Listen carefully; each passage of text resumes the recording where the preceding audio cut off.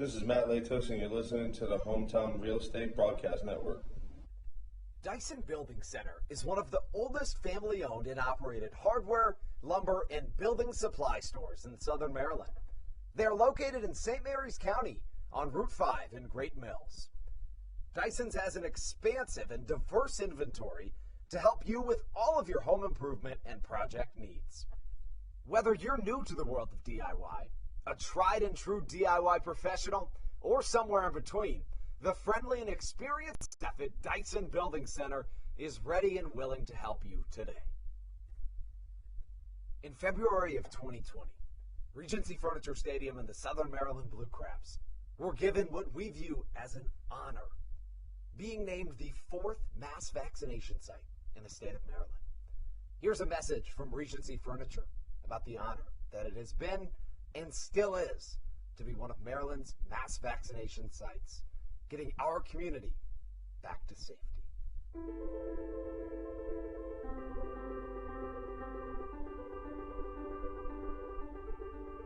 During these times of uncertainty, it helps to know there are things we can control to help ourselves and others.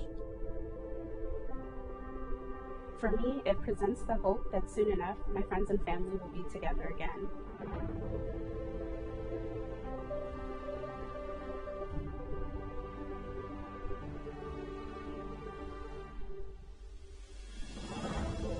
I just want to take this moment to thank the Maryland National Guard for their support in helping to facilitate and manage the vaccinations here at the Regency Furniture Stadium. We just think it's so important for everyone to do their part, and we're just grateful for their support. Thank you for some of your support, and we're just honored to be a part of the vaccination effort out here and to serve the community.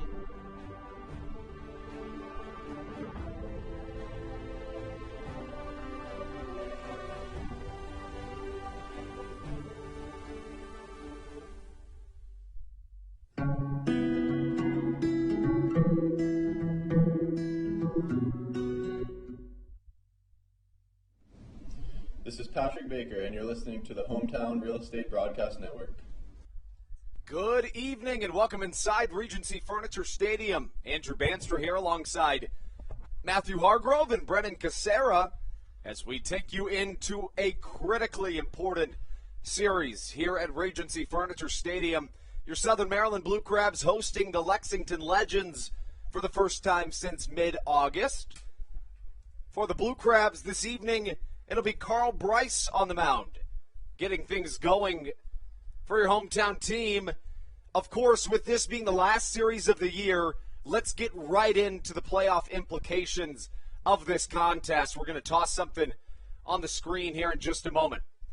As you can see, coming into this game, the York Revolution and the Long Island Ducks are tied for first place in the Atlantic League North Division, making the Blue Crabs just a half game back of both of those teams. With that being said, the Blue Crabs have one more game to play than either the Ducks or the Revolution do. The Revolution and the Ducks play each other this weekend. The winner of that series could go to the playoffs, but the Blue Crabs are the team, despite being in third place, with all the marbles in their hands.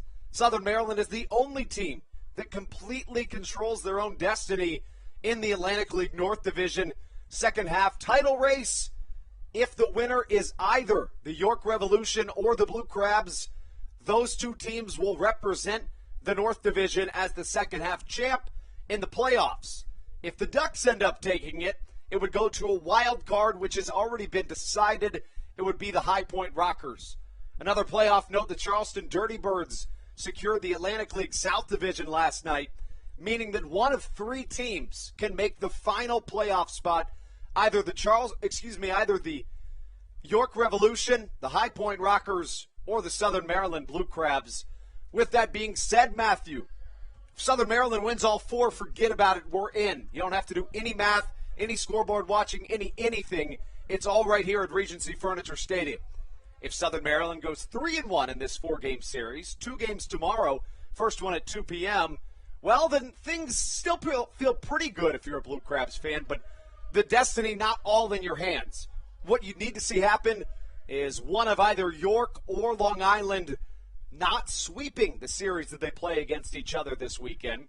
It would have to be 2 out of 3 for Southern Maryland's 3-1 record to be good enough to get into the playoffs. And if the Blue Crabs go 2-2 in this series, they could also kiss their playoff hopes goodbye. So incredibly important series that we're going to see here this weekend here in Southern Maryland. The other way that you could put that to make things a little bit less complicated, if the Blue Crabs win more games than the series winner in the Ducks Revolution series this weekend, they're in the playoffs. So if the winner only wins 2 games in that series, the Blue Crabs need 3. 2 won't get there. Vice versa, Southern Maryland wins all 4. Even if one of those teams sweeps, the Blue Crabs are in. Playoff picture hopefully making a little bit more sense to you as we take you into this final weekend. Andrew Bandstra again alongside Matthew Hargrove and Brennan Casera. Brendan, coming into this one, Southern Maryland obviously really needing a win. And how do we get there here this evening?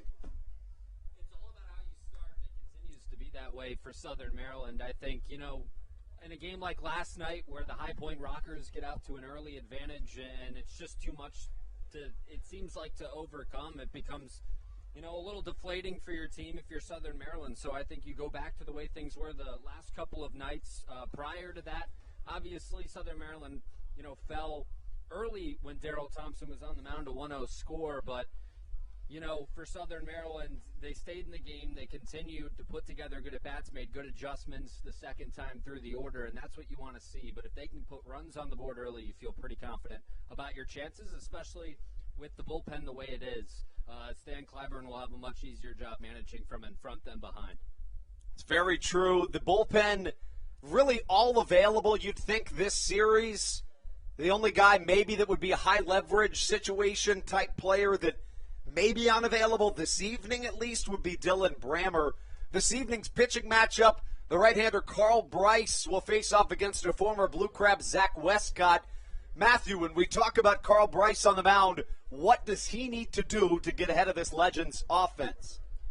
My keys to the game for Carl Bryce, you got to get to the 5th inning. We've talked about, especially in the last series, that Southern Maryland just needs some depth from their starting pitching so that Stan Clyburn can make it, they can make it easier on Stan Clyburn in his bullpen decisions, not having to outwork him and bring him in already in the 3rd and 4th inning. So, Carl Bryce, if you're going to have a very optimistic feel during the middle innings of whether or not the Blue Crabs are going to win tonight, a good sign would be seeing Carl Bryce enter the 5th inning. More off speed. He throws the fastball a lot, which is fine, but the walks have been an issue. And I think because of that, he's been overusing his four-seam fastball in his last start, 58% of the time with the heater. He also has a slider and changeup. Slider was 25% of the time. Changeup was 18%.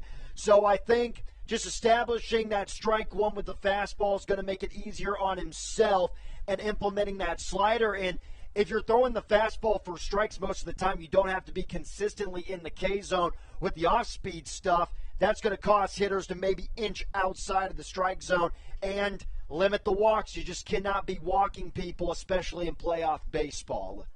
The numbers on the season for Carl Bryce, 4-5 with a 6.81 ERA. But that gets a little bit better when you look at Bryce's numbers at home with Southern Maryland. With the Blue Crabs, he's 3-0 at home with a 3.45 ERA, which sounds good in any baseball league, but we know here in the Atlantic League, Brendan, that's a really good statistic if you're a Blue Crabs fan. Yeah, there's no doubt about it, and especially when you consider how the offense plays at home, how Southern Maryland just plays at home in general. If you can get a good start here at Regency Furniture Stadium, you feel confident the offense will be able to provide you runs and get you the win. So you mentioned the stat. Carl Bryce, obviously a good pitcher at home, and we hope that continues tonight because this is the game that really sets up the weekend. You get a win tonight, you feel really good about your chances of making the postseason. You lose tonight, and you start to get a little worried that, one of those teams may sweep in that York-Long Island series. Of course, Southern Maryland, again, the only team that holds the destiny in their hands in the Atlantic League North Division. On paper, the toughest pitching matchup presents itself this evening. Southern Maryland again puts Carl Bryce on the mound, a near 70 ERA. On the other side of things, Zach Westcott 1-1 with a 4.18 ERA. But Matthew, we know he hasn't started all that many games. So in the Atlantic League, at least, those numbers don't necessarily ring true. But he also had a really good start to the season in the Frontier League. So what do you need to do against Zach Westcott if you're Southern Maryland? You know this is the first time you'll see him this year, but how do you need to attack this pitcher early? You have to be thinking going the opposite way, looking at some film on Zach Westcott. He loves the changeup. Doesn't have overpowering stuff, but that two-seam fastball and the changeup has some disgusting arm side tail. So with the Pioneers, if they get too aggressive, then you're just going to see a bunch of infield pop-ups. Westcott, the 1-1, 4.18 ERA so far in his 4 games pitched for the Lexington Legends. Doesn't really tell the story, but because you mentioned in the Frontier League earlier this summer, he was superb. 14-3 with a 3.29 ERA for the Southern Illinois Miners, and that set a single-season win record, those 14 victories for Westcott for the Miners franchise. Lots of movement. That changeup is his best pitch. I can't wait to really see it in action tonight. Just thinking the opposite way and being patient is how the Southern Maryland Blue Crabs are hopefully going to jump out early to give Bryce a little bit of room to calm down out there. About 1 minute away from our scheduled first pitch. Last thoughts on this contest, Brandon and Matthew. What are a couple of things that if they do happen for the Blue Crabs, you can expect to win this evening for Southern Maryland? Well, I think, early in the game, it's being a selective hitter. We've seen them go with the approach of being aggressive early in the count. Let's see if, a pitcher can establish himself in the strike zone early and don't give him too much help. I think in this Atlantic League, it's very hit or miss. The kind of starts you get from each guy, start in and start out. So if you can force him into the strike zone, then start to get a little more aggressive as the game goes on, I think you can maybe get on base early with the walk and set your guys up, especially later in that order, for some RBI situations. And then, on the pitching side of things, it's command the zone, pitch to contact, like Darryl Thompson always says. And if you do that, you feel pretty good about your chances with your defense behind you. And, of course, you don't have to worry about the walks too much as long as you're getting the ball in the strike zone and locating your pitches on the edges. You got to score first if you're Southern Maryland. We saw, in my mind, the game change in the bottom of the first inning. They get that shutout beginning from Colton Mahoney. Matt Hibbert, leadoff double. He's at second. He gets picked off, and you could see, just kind of feel the entirety of the momentum shift into that first base dugout. So for the Blue Crabs, especially with a guy who has been struggling, the numbers on Carl Bryce, 4-5 with a 6.81 ERA, going back to just being able to come out there on the bump and getting an early lead would do wonders for a potential huge victory. Giving the starting lineups real quick on the Hometown Real Estate Broadcast Network. Leading off for the Lexington Legends, the center fielder, the absolute speedster in Darian Sanford, 76 stolen bases on the season for Stanford. Batting second, the right fielder, Cole Sturgeon, with Courtney Hawkins, the designated hitter, batting third, just named the September Player of the Month in the Atlantic League. Jose Briseño bats fourth, the cleanup hitter does the catching duties. Dennis Phipps bats fifth, the first baseman, with Ben Aklinski, the shortstop, batting sixth. 7, 8, 9 for the Legends, the third baseman, Juan Silverio. Breland Almadova bats eighth in left field, and Chris Fornacci bats ninth, playing second base. Again on the mound for this Lexington Legends squad, the right-hander Zach Westcott, 1-1 with a 4.18 ERA on the season. As for your Blue Crabs, on the mound again, the right-hander Carl Bryce, and the lineup behind him reads as follows. Leading off, the left fielder Matt Hibbert, batting second, Ruby Silva, the second baseman. In the three spot, Zach Collier manning center field, with David Harris back in the lineup in the cleanup spot, playing right. Batting fifth, Alex Crosby, the first baseman. The designated hitter, Jovan Rosa, bats sixth.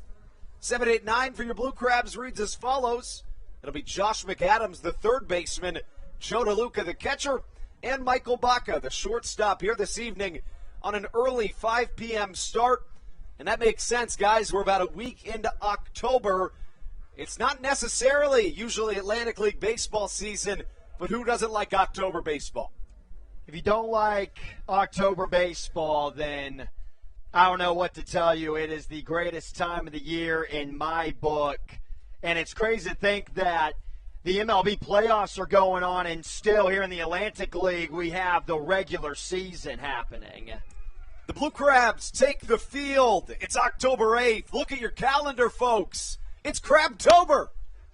National anthem on its way. We'll be right back on the Hometown Real Estate Broadcast Network.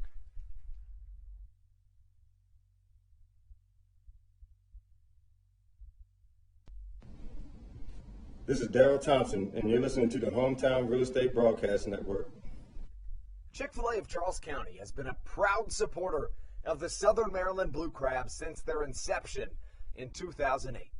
For years, they have sponsored the Southern Maryland Blue Crabs, America's prisoners of war and missing in action.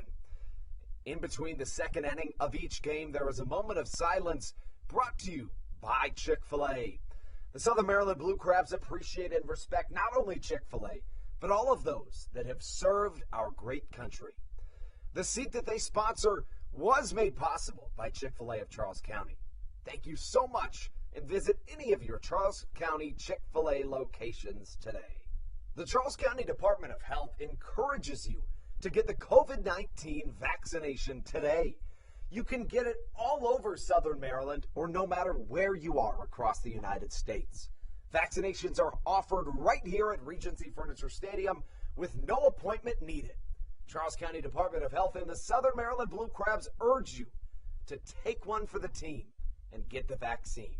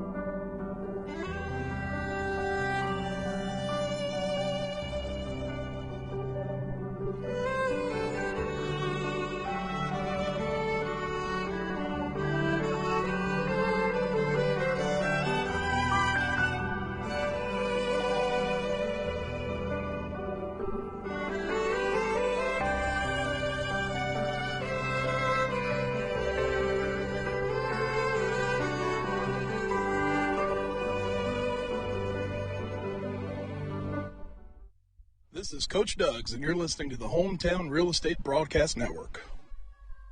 Here we go. It's what we've all been waiting for. It's what you play 120 games in a season for. Final series of the year. A playoff bid still in the line. And your Southern Maryland Blue Crabs, the team that has the destiny in their hands to get to the playoffs. Southern Maryland needs to win it either 3 or 4 games of this 4-game set, depending on some other games going on in the Atlantic League this weekend. Carl Bryce on the mound. He'll look to take the Blue Crabs to an early series lead. Do so against the Lexington Legends team that has already secured their playoff spot. They won the first half in the Atlantic League South Division, meaning they're already headed to the playoffs. In many ways, you could make the argument that they're going to be tuning up for that playoff run here in this series, but at the same time, maybe you see them resting some players, whether it be position players or pitchers, because they know they already have that locked in. If you're the Blue Crabs, you're not thinking about that. You're thinking about winning against whoever is in front of you. Carl Bryce on the mound for the Blue Crabs, 4-5 with a 6.81 ERA on the season. Carl much better here at home than he has been on the road this season. 3-0 with a 3.45 ERA here at Regency Furniture Stadium, averaging more than 1 strikeout per inning pitched. And the right-hander has batters hitting just .220 against him, as Darian Sanford, a very familiar name if you're a Blue Crabs fan, comes to the plate. And if you don't believe me that he's speedy, look where Josh McAdams is playing before he's even stepped into his left-handed batter's box. Sanford with some of the best speed in all of professional baseball. Carl Bryce on the mound looking to get things started. Out of the stretch, the right-hander, number 46 on his way. First pitch, fastball high and outside, 1-0 the count. Little bit of a bold prediction this evening for Carl Bryce, but I'm going to say that he picks up his first quality start of the season. The right-hander misses high and outside, 2-0 goes the count. Obviously hasn't had one the entire year, spent half of the year when he was with Gastonia as a relief pitcher. Since moving to Southern Maryland, he's only started games, gets a strike in there, 2-1 the count. Sanford is going to at least attempt a bunt more often in a plate appearance than not. Played a couple of years with the Barnstormers before joining the York Revolution. Fastball misses outside, 3 balls and a strike the count. It's definitely got to be a little bit of an adjustment for Carl Bryce. Starting and coming out of the bullpen, there's two different mindsets. 3-1 in there for a called strike, and anybody in the Atlantic League will tell you that the very last thing that you ever want to do is give Darian Sanford a free pass on the bases. About a 250 hitter, but when he gets on, it's hard to keep him from coming all the way around. Draws a 6-pitch walk here, and that's how things get started. And you can almost guarantee yourself that Sanford will attempt to steal second at some point in this next at-bat. Especially with how Southern Maryland has been having a lot of trouble, particularly in their last 6 games against the High Point Rockers, who went 11 for 11 against them in stolen base opportunities. Give you the defensive alignment for your Blue Crabs. From left to right in the outfield, Matt Hibbert, Zach Collier, and then in right you've got David Harris back in the lineup. First pitch to the second hitter in the Lexington order, Cole Sturgeon misses outside with the ball. Left to right in the infield, Josh McAdams, Michael Baca, Ruby Silva, and Alex Crosby. Behind the plate doing the dirty work is Joe DeLuca. Carl Bryce on the mound. Here comes the 1-0. It was a pitch out and a fake steal from Darian Sanford. The count 2-0. You know, Carl Bryce is actually going to be a guy that is really tough to steal off of. Has got some good velocity on the fastball, 87 to 90, but on that leg lift, it's nothing high. It's already kind of a slide step. See if Sanford does indeed go. The 2-0 instead. Pickoff move to first just in time. Alex Crosby thought they had him. I was thinking it was definitely going to be close, but just getting that hand under there is Darian Sanford. Clearly already being shown is the impetus that Sanford brings just by being on the base paths. The 2-0. Fastball high and away, and now 3 balls, no strikes the count to Cole Sturgeon.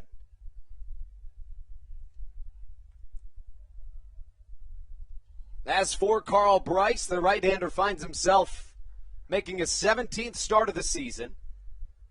3-0 high and away, ball number 4. 4 straight to Cole Sturgeon. Put 2 on for the Atlantic League Player of the Month in September. And Courtney Hawkins, who walks up to the plate.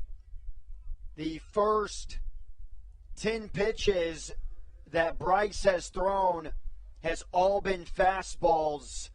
Already struggling to find a feel for that 4-seamer in the early going. And if you miss right down the middle right here with how hot Hawkins has been, 18 home runs in the month of September, you're already probably going to be down 3-0.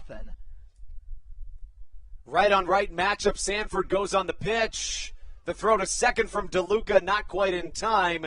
And a double steal puts runners at second and third here with no outs in the top of the first inning. Another, the 2 stolen bases that High Point had here at the Reg during this last 3-game series, DeLuca on the 2 throws, they weren't bad. They were just really good jumps, and you saw there from both sides. Again, just getting a good read off of Carl Bryce, and that's what's going to happen to your pitcher. You're going to be able to time him up really well when he's constantly throwing balls. Fastball misses downstairs. The count evens at a ball and a strike. Courtney Hawkins, the designated hitter for this visiting Lexington Legends squad. Hawkins, a .337 hitter on the season, 32 home runs, 77 RBIs. Fastball in there for a strike, the count 1-2. And you might ask, well, why is it easier to read off of the pitcher for trying to get a stolen base? It's because he becomes so focused in on throwing strikes that that's all he's thinking about. Bryce with his 1-2, his first off-speed of the game. Hit well to the left side, but well foul, and just a long strike. Carl Bryce, a native of Jackson, Mississippi. The right-hander stands at 6'4", 195 pounds. 28 years old. In 2019, in the Pacific Association, 3-5 with a 5.71 ERA. Slider outside, swing and a miss, and a big one for Carl Bryce and the Blue Crabs. A massive out number one to sit down the September Player of the Month in the Atlantic League. Man, how about that? We haven't seen the slider all this time during the first inning, and he throws really two good ones to the dangerous three-hole hitter for the Legends to pick up a big strikeout. Definitely going to see that pitch more along the way. That brings up an MLB veteran and the catcher, Jose Briseño. First pitch he sees, that slider again, swung on and missed, and Briseño in a hole early. First time seeing the Lexington Legends uniforms. I like the road grays, Andrew. Yeah, they do have good branding. The only other time they were here this year was in mid-August. Back-to-back double headers were played due to a ton of rain that week. The 0-1 hit well foul. Some good distance on it, but way ahead of it. Looks like that was another off-speed, and Bryce really changing the speeds a lot right now. And when you find yourself in an 0-2 count as a pitcher, there's a lot you can work with. Expect that high fastball from the right-handed pitching Carl Bryce, who takes the mound. I would actually stick with the slider here. Fastball hasn't obviously been able to pinpoint it all that often. Get this one out of the strike zone. 0-2 misses, the count of ball and 2 strikes. I'm not surprised either that Lexington is, one of their colors is blue. It's true. Being in the University of Kentucky's city, Lexington was affiliated for many years before joining the Atlantic League this season. First season in it. A ball and 2 strikes to Jose Briseño. Slider hit high in the sky. Back goes Matt Hibbert. Should be enough to score Darian Sanford. Sanford tagging from third, and the throw goes to third. A run scores, but in all reality, if you're Southern Maryland, you got to be pretty happy with the way that this is turning out so far, at least. The Legends do get one across, but after having runners at second and third and no outs, now you find yourself having gotten 2 quick outs and just a runner at second. Took the words right out of my mouth. Second and first, you're immediately thinking that, man, Carl Bryce, this could get ugly very quickly. Had the player hitter of the month for September in the box with nobody out. And if he's able to get out of this jam with just giving up 1 run, that's definitely a success. Dennis Phipps comes up to the plate. Phipps has recently been acquired by this Lexington Legends team, but he's no stranger to the Atlantic League. Played many years with the Sugar Land Skeeters, did Dennis Phipps. He's only played in 17 games with the Legends this season. Fastball misses, 1-1 the count. In fact, Phipps was a favorite of Pete Inclaviglia, the Sugar Land Skeeters manager, and moved to the Frontier League with Inclaviglia as a member of the Tri-City Valley Cats. The 1-1 slider inside, swung on and missed, and Carl Bryce has found his rhythm with that slide piece that has been very effective for him here in the first. Dennis Phipps, 36 years old, out of the Dominican Republic. Right-on-right matchup, the 1-2. Just trying to get him to chase as it misses outside. 2-2.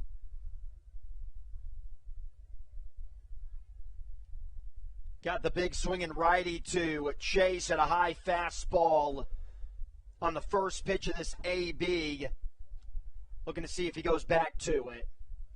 Here comes the 2-2 from Bryce. It is the fastball. It's in there for a called strike.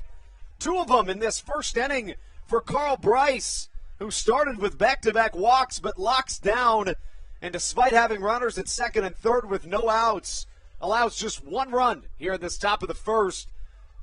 Critically important series in Southern Maryland gets started. Aaron Waldorf take things into the bottom half of the first. Matt Hibbert, Ruby Silva, Zach Collier due up on the Hometown Real Estate Broadcast Network. This is Patrick Baker, and you're listening to the Hometown Real Estate Broadcast Network. American Radiology is the clear choice for all of your medical imaging needs. With locations in Charles and Calvert counties, they offer a full range of imaging services. Some of their latest innovations included 3D mammography and wide-open MRIs for our claustrophobic patients. For your convenience, they even offer extended weekday hours and Saturdays. For more information or to schedule an appointment, visit their website at AmericanRadiology.com. The Charles County Department of Health encourages you to get the COVID-19 vaccination today. You can get it all over Southern Maryland or no matter where you are across the United States. Vaccinations are offered right here at Regency Furniture Stadium with no appointment needed. Charles County Department of Health and the Southern Maryland Blue Crabs urge you to take one for the team and get the vaccine.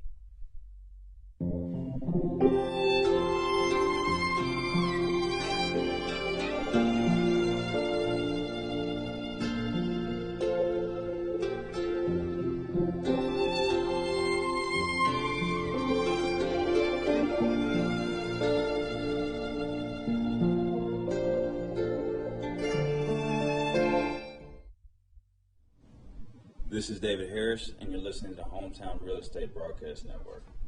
To the bottom of the first we go here in Southern Maryland. Matt Hibbert, Ruby Silva, and Zach Collier due up for your Blue Crabs. Hibbert has been hitting very hot in this month of October, a guy that struggled with the bat in the month of September, but off to a very hot start here in the 10th month of the year. Finding himself is Matt Hibbert on one of his hottest stretches of the season, 6 for his last 11 at the plate. Added 2 walks, 2 runs scored, and an RBI in that time frame. And that is so far in this homestand. The Blue Crabs will be facing off against a former Blue Crab in Zach Westcott. Played for Southern Maryland in 2018. Started this season in the Frontier League. And now joins this Lexington Legends ball club, who are already destined for the postseason, having won the Atlantic League South Division in the second half. The Legends really struggled out of the gates in the second half, but have found a groove here later in the season, made a couple of additions to their roster, including Westcott, who gets a strike across here early. Westcott's going to pound that strike zone. Can't be banking on a walk. Big curveball in there for a strike, 0-2 the count. Yeah, he's got a big loopy curveball at that. Reminder what we said in the pregame shows. Got a changeup, loves to use it, especially when he has hitters in an 0-2 hole. 0-2, smack towards center field. Darian Sanford coming in and catching for a quick out, number 1. Really calm delivery for Zach Westcott. Has been, in my mind, 1-1, 4.18 ERA. Second half of the season, they already have their playoff spot, so it's not like you can say, oh, this has been a game-changing pickup for the Lexington Legends, but would not be surprised if he gets a lot of appearances, maybe in a long relief role. I don't know how their rotation is set up going for the postseason. Ruby Silva comes up to face Westcott. First pitch misses high and outside. Ruby Silva on the season, a .323 hitter, hitting 2 for 12 in this homestand with a home run and a trio of RBIs. Silva was traded to the Blue Crabs back on July the 11th, and since that date, he leads the Atlantic League in batting average at .350. Hot shot up the middle. See if he can leg this one out, and he can by a mile.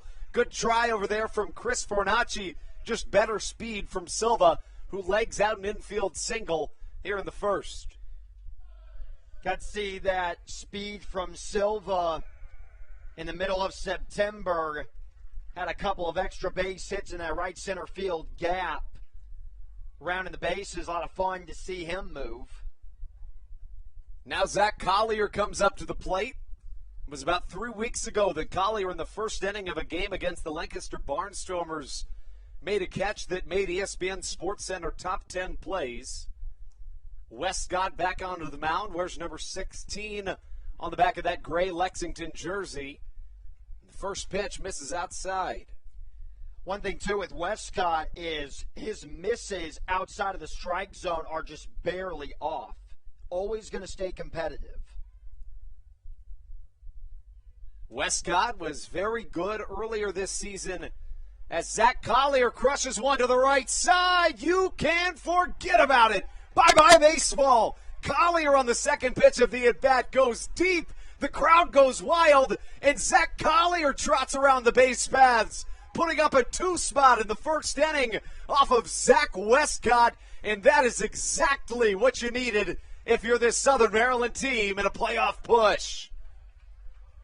Getting on top early, one of the keys that we talked about, all three of us, for the Blue Crabs coming up victorious this evening, and Collier continues to stay hot. Wow.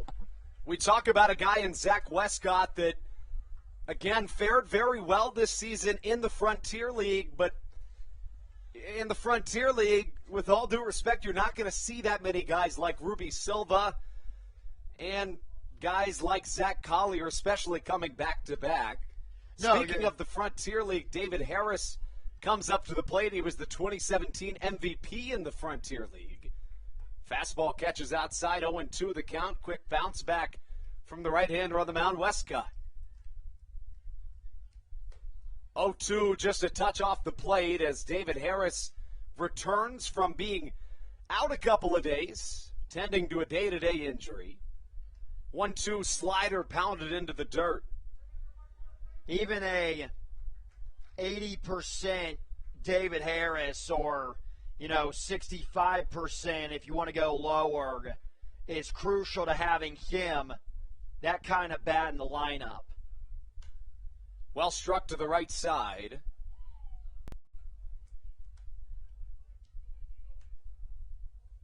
Saw Josh McAdams on social media telling David Harris the other day that if it wasn't for that injury that he's been tending to in the second half, he thinks that he might be up there with the home run leaders in the Atlantic League. Had 13 of them in the first half. Got out to a hot start in the second half, hitting 3 home runs in one day. That was on August 22nd here at home against the Ducks, and has hit one since. Big curveball upstairs, swung on and missed. 2 away for Southern Maryland, who have already regained the lead here in the bottom of the first inning. And don't expect David Harris, come out in this series and just set the world on fire. Coming in, maybe a little banged up. Really, everyone towards the end of the season is not a 100%. You're just playing too many games, not many off days. But David Harris, it's going to take a couple of games to get back comfortable. Alex Crosby now steps up to the plate. Crosby, his bat scorching here in this homestand. 6 for 13, a couple of doubles and a home run. Takes downstairs. The count evens at a ball and a strike. Westcott, the tan glove in front of his face, working quickly from the first base side of the rubber. Curveball in there for a called strike, 1-2 the count. Westcott, the right-hander, facing the left-handed first baseman and Alex Crosby. Foul down the first baseline. Crosby, in my mind, has been one of my favorite players to watch ever since he has returned from the European Baseball Championship. Yet he's really been a great player all season for this Blue Crab squad. A key player on this team lifts one to the right side, shallow. In comes Cole Sturgeon, who catches for out number 3. The Legends put up a run in the top of the first, but Zach Collier sends a booming 2-run home run to give the Blue Crabs the lead. A lot of scoring early. Take things into the top of the second. Carl Bryce on the mound when we return on your home for Blue Crabs baseball, the Hometown Real Estate Broadcast Network.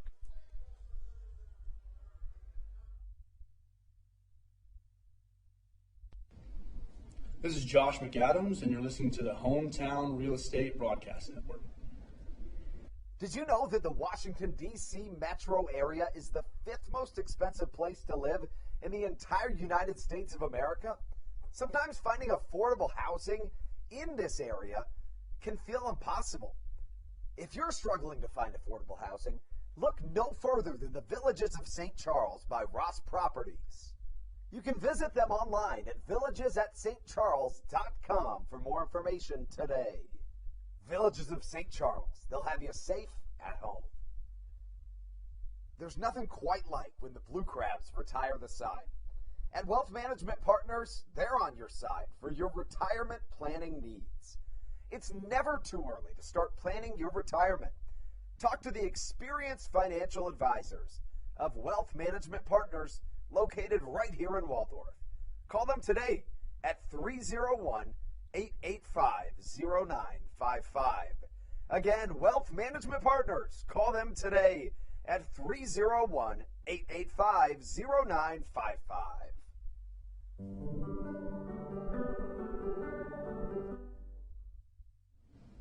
This is Kent Blackstone, and you're listening to the Hometown Real Estate Broadcast Network.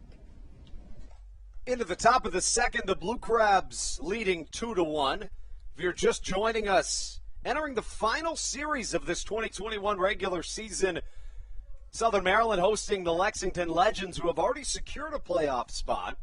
The Blue Crabs, on the other hand, still looking for one. The only team in the Atlantic League North Division that controls their second half destiny. You win out and you're into the playoffs. The York Revolution and the Long Island Ducks facing off this weekend on Long Island. Should either team not end up sweeping the other, Southern Maryland could get into the playoffs, winning 3 out of 4 in this 4-game set. Doubleheader tomorrow. First pitch to Ben Aklinski, misses outside, the 1-0. It's a fastball a little bit low, and the count 2 balls, no strikes. Definitely a weird spot to be in standing-wise if you are a part of this Southern Maryland Blue Crab team. You almost have the feeling that in order for them to get into the playoffs, they have to sweep. Chopper to the left side. McAdams gobbles it up, bodies it, throws it across the infield for a strong out number 1. Flashing the leather over there at the hot corner is Josh McAdams, and a quick out number 1 for a guy in Carl Bryce that walked the first 2 batters he saw in this game. Then you saw the double steal, but he worked all the way around it. In fact, now he's retired 4 straight, including a sacrifice fly. Very crucial to put a 0 up on the scoreboard, especially after your team just gave you a 2-1 lead. But going back to the playoff picture, you definitely cannot have either the Revolution sweep the Ducks or vice versa. It's true. It doesn't really matter. Then you would have to sweep. Carl Bryce's first pitch misses inside. Juan Silverio steps up to the plate. Silverio, another one of those guys that played under Pete Inclavilia for a couple of seasons. 2 balls, no strikes, the count. And you know what? If the Blue Crabs do go on this 4-game series and do pick up the sweep, then they definitely deserve to be a playoff team. 2-0 in there for a called strike. 2 balls and a strike, the count. Silverio, the third baseman for this Lexington Legends squad. Right-handed Carl Bryce on the mound. 1 away, nobody on. Fastball dots the corner, 2-2. The location just looks 10 times better. Was missing really high in that first inning, and now these fastballs are down around the knees. That last one right on the corner. Trying to get him to chase here. Instead, the count goes full at 3-2. Would have loved the slider there. Juan Silverio played with the Sugarland Skeeters in 2018 and 2019 and then followed Pete Incaviglia to the Tri-City Valley Cats of the Frontier League this season. Payoff pitch, fastball, straightaway center, line drive caught by Zach Collier, a quick out number 2, and Southern Maryland's starting pitcher in Carl Bryce seems to have really found his groove after those first 2 batters he faced this evening, Matthew. How about Carl Bryce, my guy Andrew Banstra? I know it's in the early going. I think I'm just rooting for him even more because I did have my bold prediction be that he's going to pick up a quality start today. But this second inning, I'm telling you, just after the first inning, if you are a starter and you have the lead, the confidence is huge. It really does go a long ways. It's not something necessarily that you can really put a finger on as to why that is, but in many ways, the momentum really just shifts into your dugout and you find yourself with much more confidence on the mound. The pitch from Bryce. Check swing over our heads in the Bayonet press box from Breland Almadova, a former High Point Rocker, having signed with his Lexington Legends team here in 2021. You just obviously relax a little bit more. Plus, getting 2 runs in the first inning, that kind of puts a little optimism in the brain of Carl Bryce that his offense is really going to back him up today. High fly to the left side. Zach Collier, I beg your pardon. Matt Hibbert comes under and catches.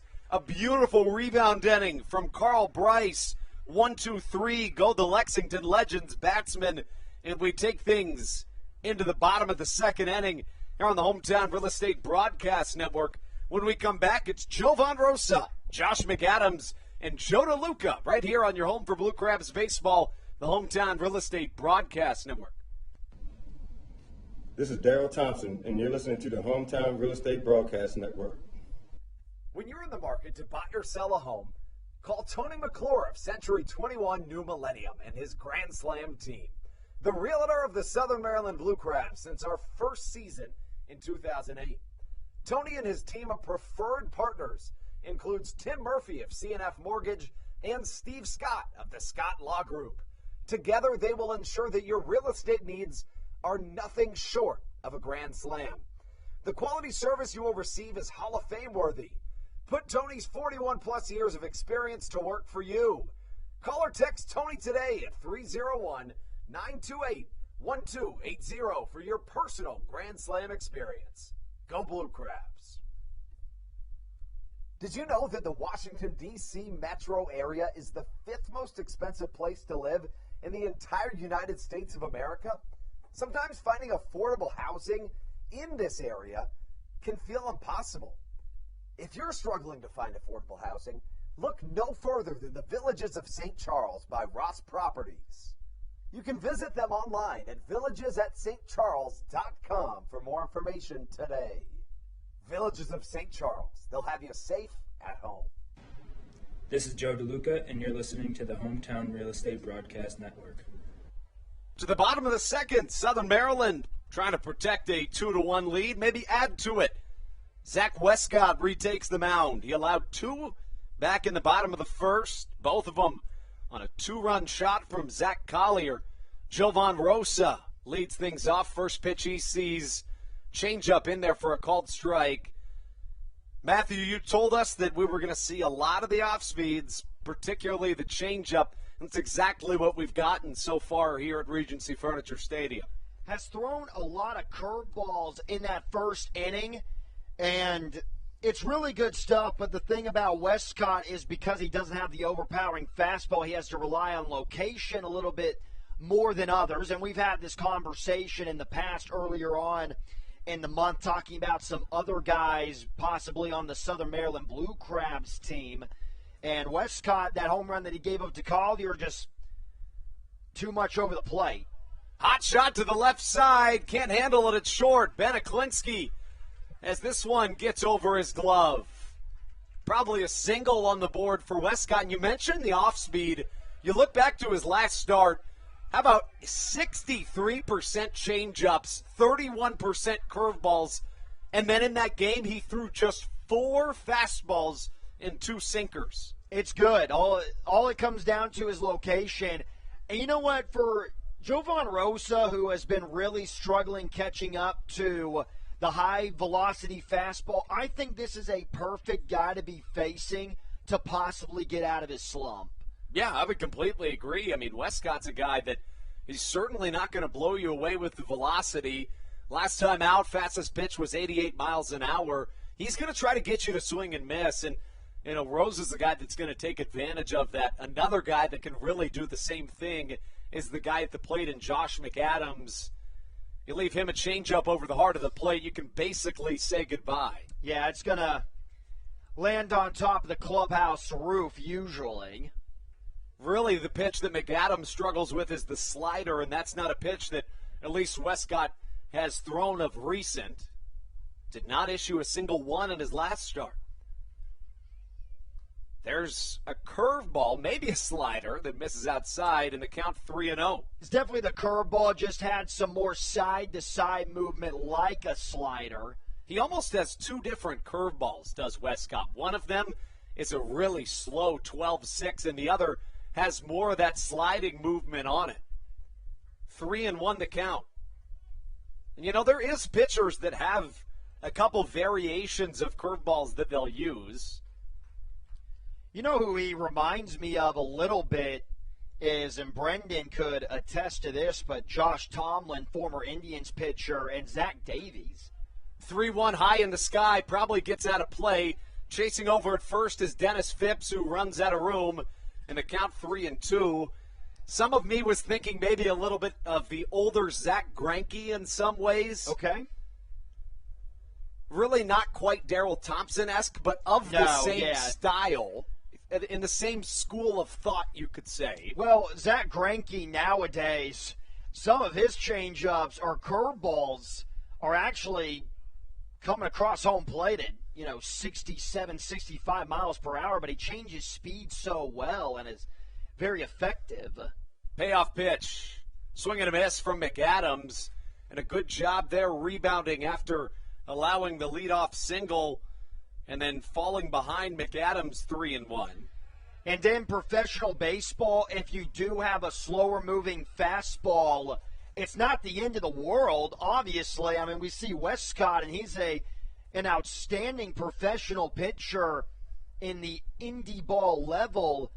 But for him to make his fastball feel a lot hotter, going to have to start with the off speed and then just seeing all those slow moving curveballs and changeups.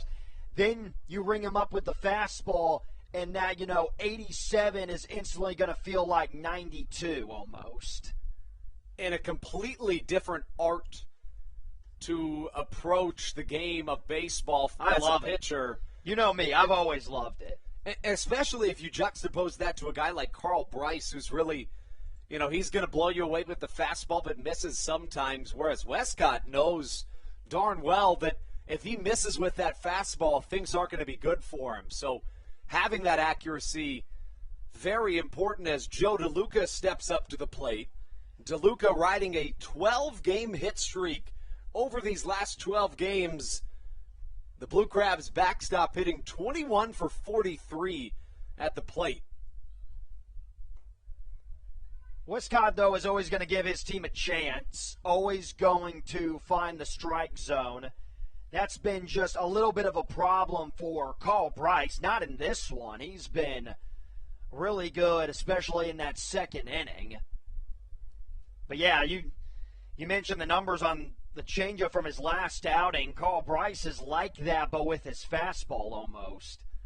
2 very different pitchers in terms of their approach. No balls, 2 strikes remains the count as Joe DeLuca, who has singled in his first at bat in 2 of his first 3 games in this homestand, steps up to the plate. Switch hitting catcher from the left side.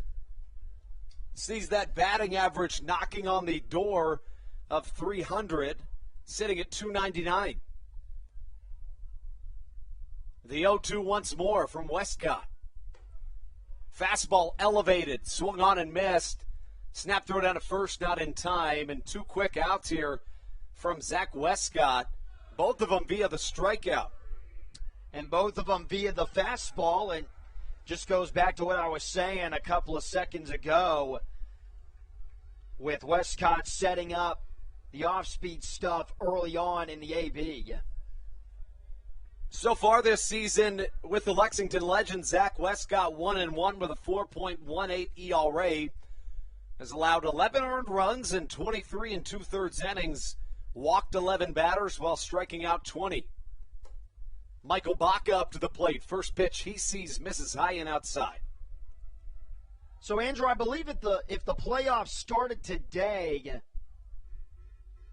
the Lexington Legends would be going up against the High Point Rockers. Is that correct? Or if they started today, it would be the Lexington Legends. Or actually, no matter what, it will be the Lexington Legends against the Charleston Dirty Birds. Dirty Birds, okay, yeah. The Long Island Ducks, on the other hand, will host one of the Rockers, the Blue Crabs, or the York Revolution. Southern Maryland, if they win all 4 of these games in this series, no matter what else happens, they're in the playoffs. So you're talking, I know I'm getting ahead of myself, but a potential, championship matchup if the Blue Crabs are able to take care of business this weekend.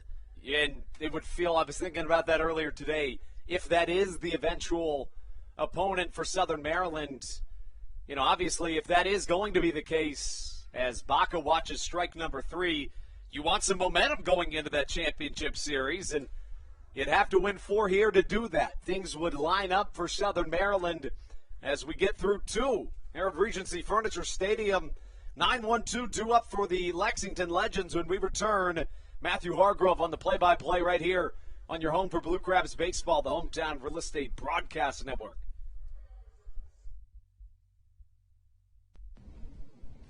This is Daryl Thompson, and you're listening to the Hometown Real Estate Broadcast Network.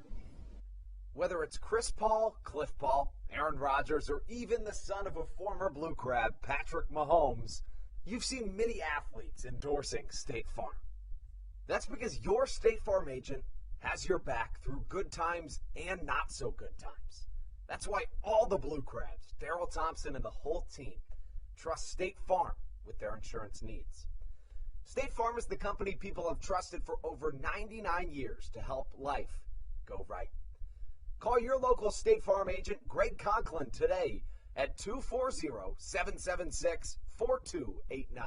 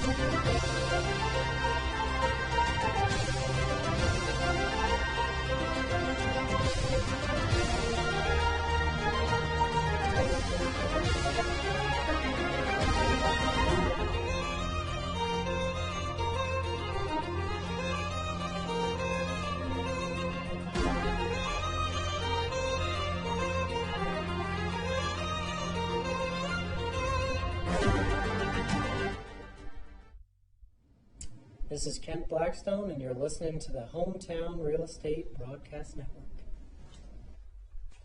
October baseball at the Reg. Matthew Hargrove here alongside with Andrew Banstra. Just about ready to get you set for the 3rd inning.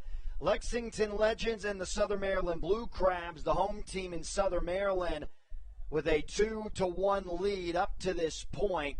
1 run for the Legends in the first. The Blue Crabs answered back with their 2 runs in the bottom half on a 2-run shot over the right field wall by Zach Collier.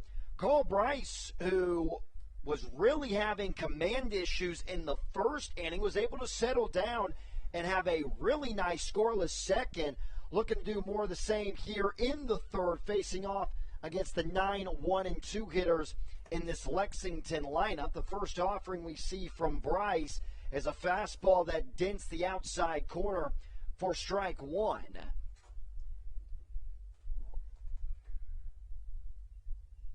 Most likely, or actually that last pitch missed just outside. I guess in my mind I was kind of being an umpire. Now 2-0.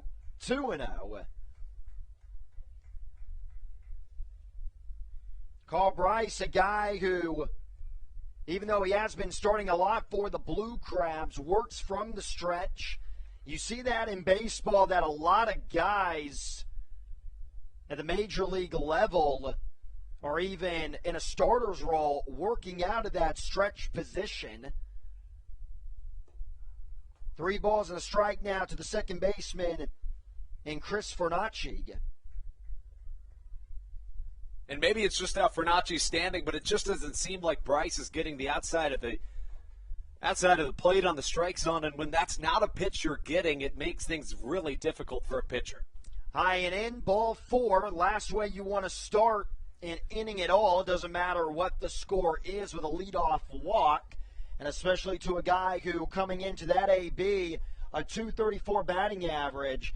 And when you go up and down this Lexington lineup, as now Samford, the center fielder, the speedy center fielder, digs in. He's already been walked and scored back in the first. You go up and down this Legends lineup, it's very top-heavy.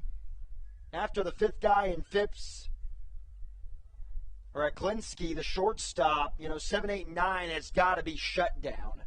.210 batting average with Silverio, Almodovar with .248, and then Fernacci .234. You can really throw that in as a key to the game for Carl Bryce. Adding that to the third inning, McAdams again in on the grass, showing bunt, pops it foul. Sanford, somebody that in the game of baseball, the art of bunting is not lost on. You look at his numbers throughout his career, they're pretty incredible. This season in the Atlantic League, 76 stolen bases in 109 games at 34 years old. A couple of years ago in the Pacific Association, he stole 99 bases in 78 games for the Vallejo Admirals, a guy that just has immense speed on the base paths.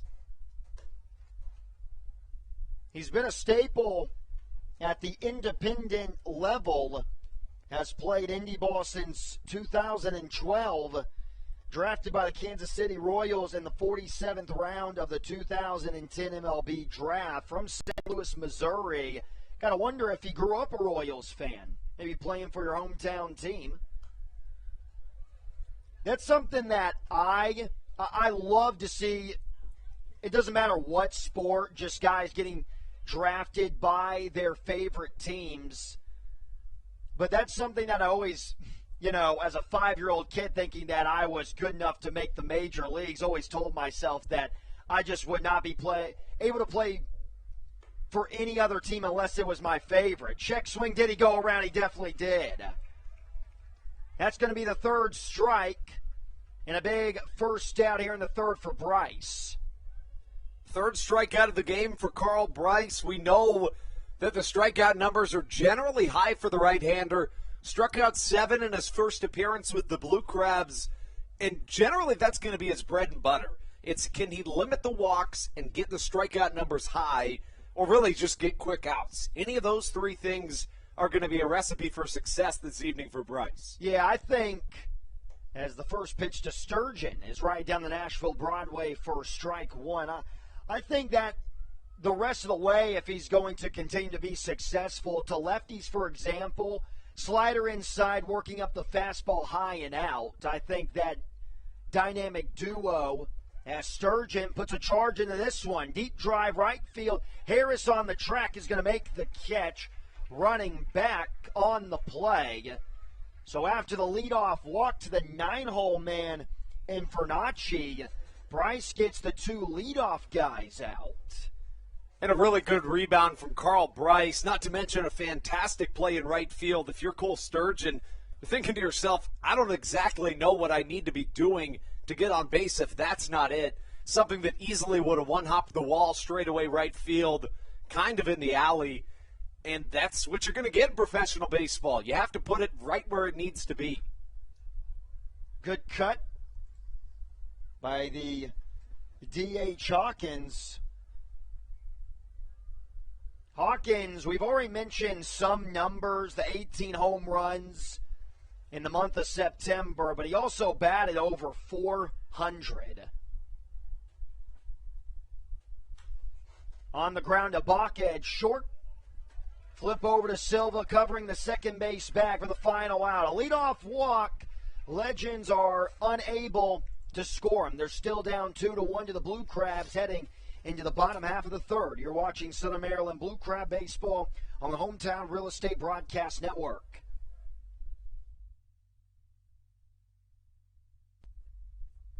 Hey Blue Crabs fans, make sure to visit the All-American Steakhouse and Sports Theater at 35 St. Patrick's Drive, right here in Waldorf, for some great food with great friends. Their steaks are fresh, hand-cut, in-house daily, as well as many other fresh seafood, chicken, and beef options. They offer outdoor and indoor dining, available each and every day, along with the same great menu to go if you would like.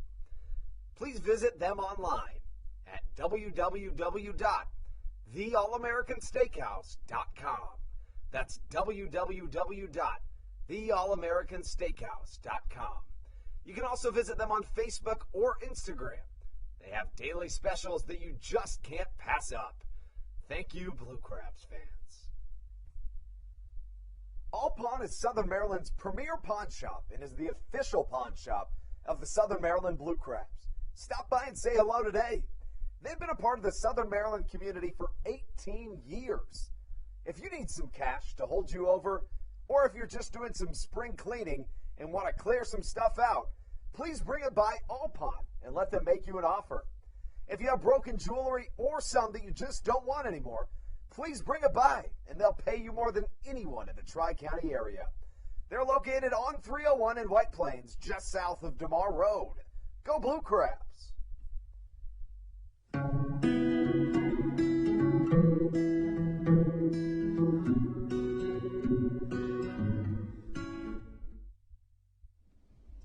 This is Patrick Baker, and you're listening to the Hometown Real Estate Broadcast Network. Second time through the lineup that the Lexington Legend starter is going to have to face to begin the bottom of the third. Matt Hibbert, Ruby Silva, Zach Collier. This is the part of the lineup that gave him a lot of trouble in that two-run first inning. Two-run home run by Zach Collier as Westcott, with that loopy curveball that has had some success today, places it beautifully down the middle for strike one. Hibbert, a 167 batting average in the month of September. He has quickly turned it around in the past couple of weeks, especially on this homestand. 6 for 11 in RBI and a couple of walks. Has scored twice as well. Overall in the season, that .423 on base percentage. But even with the batting average below, well below 200 in the month of September, that on base percentage was still .422. Just unbelievable. I know we continue to talk about it, but that is just one stat that you're just never going to see. Difference. He leads the league in hit by pitches in this 2021 season. Nearly was scraped there. Just finds ways on, does Matt Hibbert. You know what, though, Andrew? I think I figured it out. It's just Hibbert kind of, his elbow on his batting stance is already kind of shading towards home plate. It is. And then when he takes that step, it goes in a little more just naturally. It's the thing, he doesn't move it. And why would you? I agree. Ball four, I thought for a second it actually touched a little bit of the sleeve. It wouldn't have mattered. Hibbert's still going to take the jog down to the first base bag. And with the way that Carl Bryce is pitching, you get a couple runs here in this third inning, you are sitting pretty going into the middle of this ball game. Yeah, and if I'm Stan Clyburn and Daryl Thompson, I'm thinking 5 innings out of Carl Bryce. Got to. Turn things over to the four horsemen, as you called them, and 4 guys that you really don't want to face if you're an opponent. No, you don't.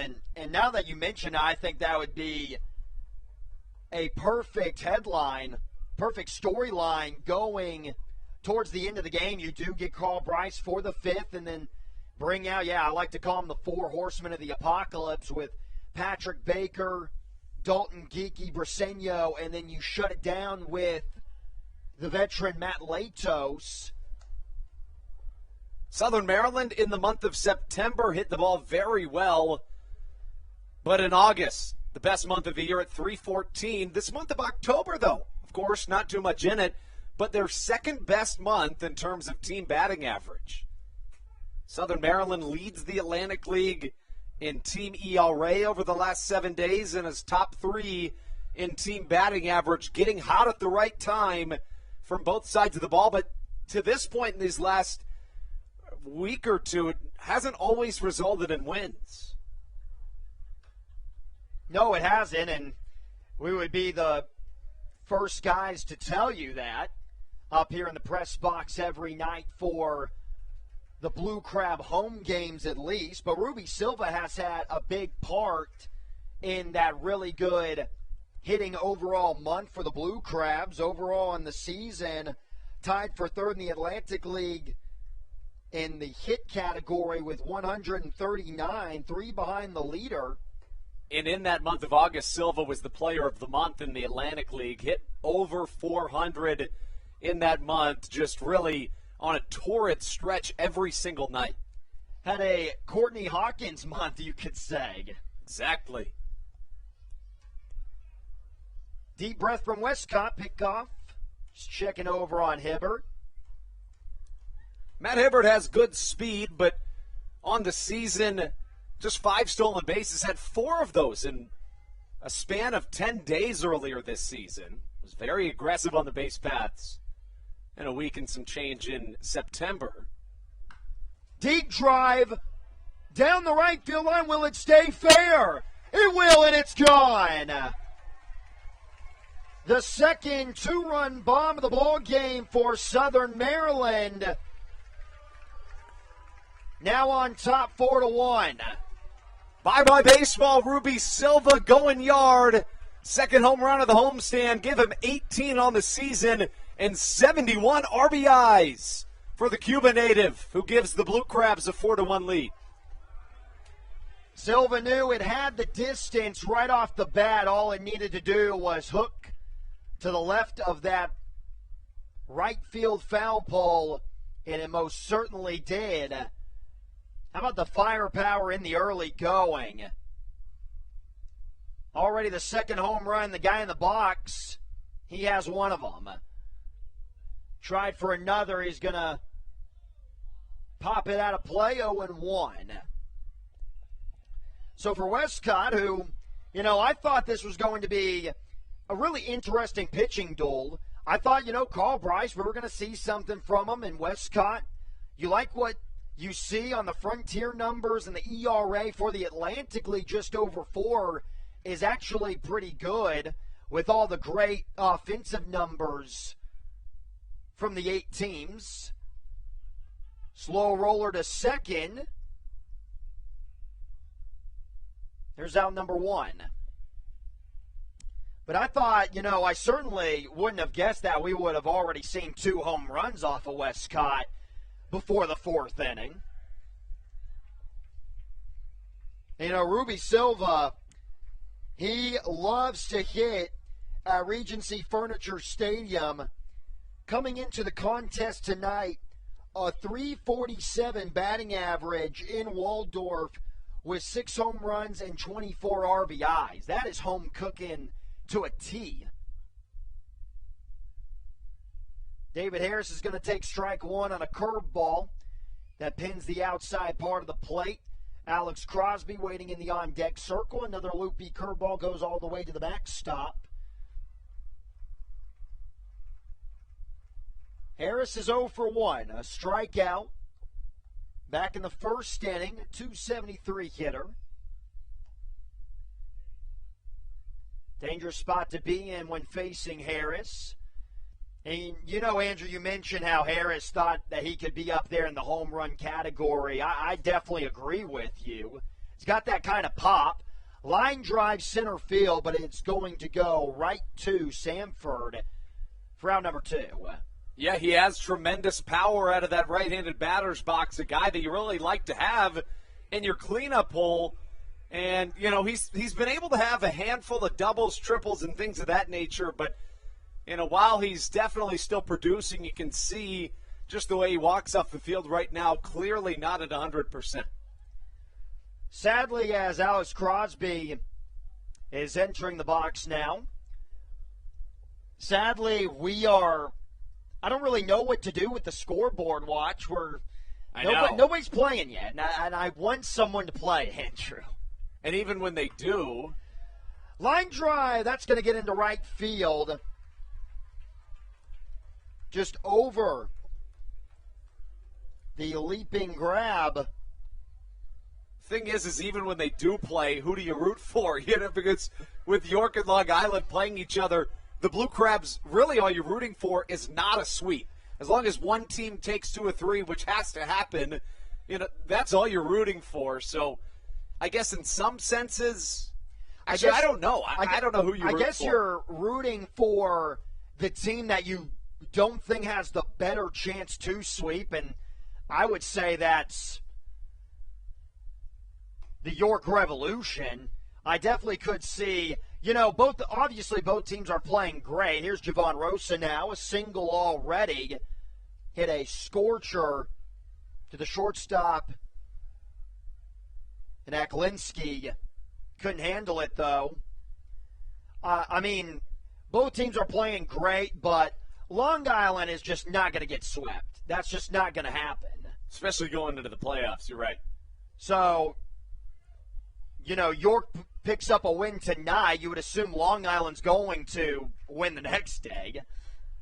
Slow roller to the third baseman, Severio. He charges off balance throw into the chest of Phipps for the final out of the inning. Ruby Silva goes long over the right field wall. The second home run already in this game, and from the Blue Crabs. We go to the fourth. Blue Crabs lead the Legends 4-1. You're watching Southern Maryland Blue Crab Baseball on the Hometown Real Estate Broadcast Network. This is Matt Latos, and you're listening to the Hometown Real Estate Broadcast Network. Dyson Building Center is one of the oldest family-owned and operated hardware, lumber, and building supply stores in Southern Maryland. They are located in St. Mary's County on Route 5 in Great Mills. Dyson's has an expansive and diverse inventory to help you with all of your home improvement and project needs. Whether you're new to the world of DIY, a tried and true DIY professional, or somewhere in between, the friendly and experienced staff at Dyson Building Center is ready and willing to help you today. In February of 2020, Regency Furniture Stadium and the Southern Maryland Blue Crabs were given what we view as an honor, being named the 4th mass vaccination site in the state of Maryland. Here's a message from Regency Furniture about the honor that it has been and still is to be one of Maryland's mass vaccination sites, getting our community back to safety.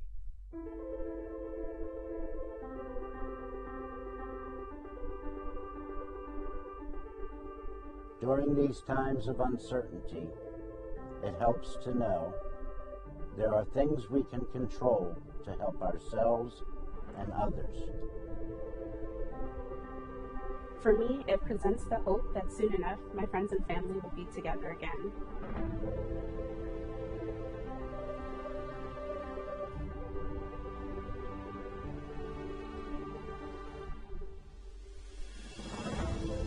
I want to take this moment to thank the Maryland National Guard for their support in helping to facilitate and manage the vaccinations here at the Regency Furniture Stadium. We just think it's so important for everyone to do their part, and we're just grateful for their support.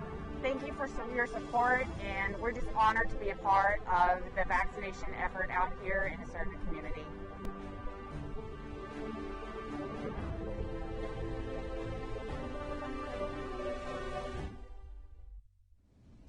This is Patrick Baker, and you're listening to the Hometown Real Estate Broadcast Network. Starting to get a little chilly with the weather. Almost already have reached the midway point in the month of October. This 2021 year is flying by. Carl Bryce back out there to begin the fourth, facing off against the meat of this Lexington Legends lineup, starting with the catcher in Jose Briseño. Briseño, a walk. His first time around, a .345 hitter. Got to be careful. Fastball right down the middle. Gets him back into the AB, 1-1. Quick note, of course, we knew David Harris came back into the lineup tonight trying to give it a go. He has been taken out of this ball game, though.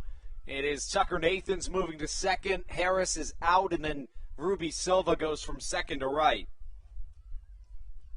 Thank you, Andrew. Line drive into left field for a leadoff single by Briseño. And with Carl Bryce, you got to wonder who is going to be available tonight in that Southern Maryland Blue Crab bullpen.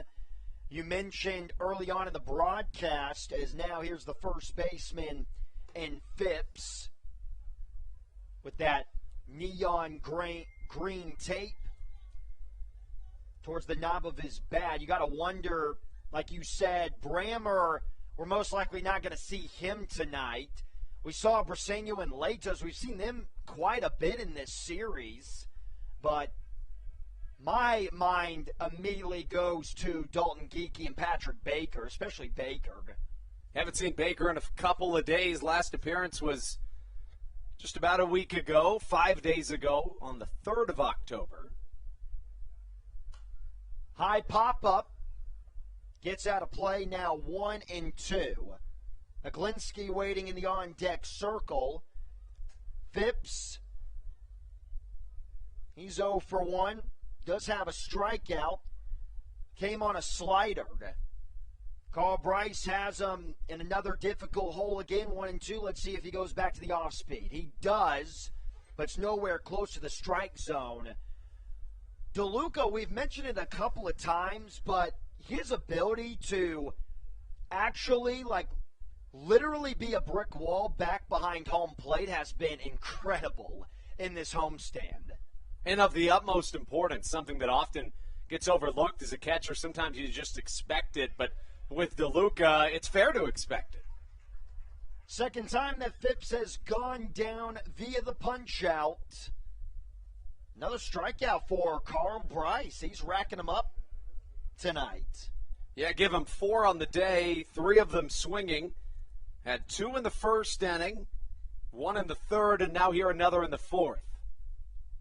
4 strikeouts, 3 walks. The walk total, Stan Clyburn and Carl Bryce would tell you that needs to go down as the night goes forward. Aklinski, the batter, having to get the elbows out of the way for a ball. Aklinski, I would have to imagine that he's a little bit of a hometown hero for the Lexington Legends, playing his school ball at the University of Kentucky.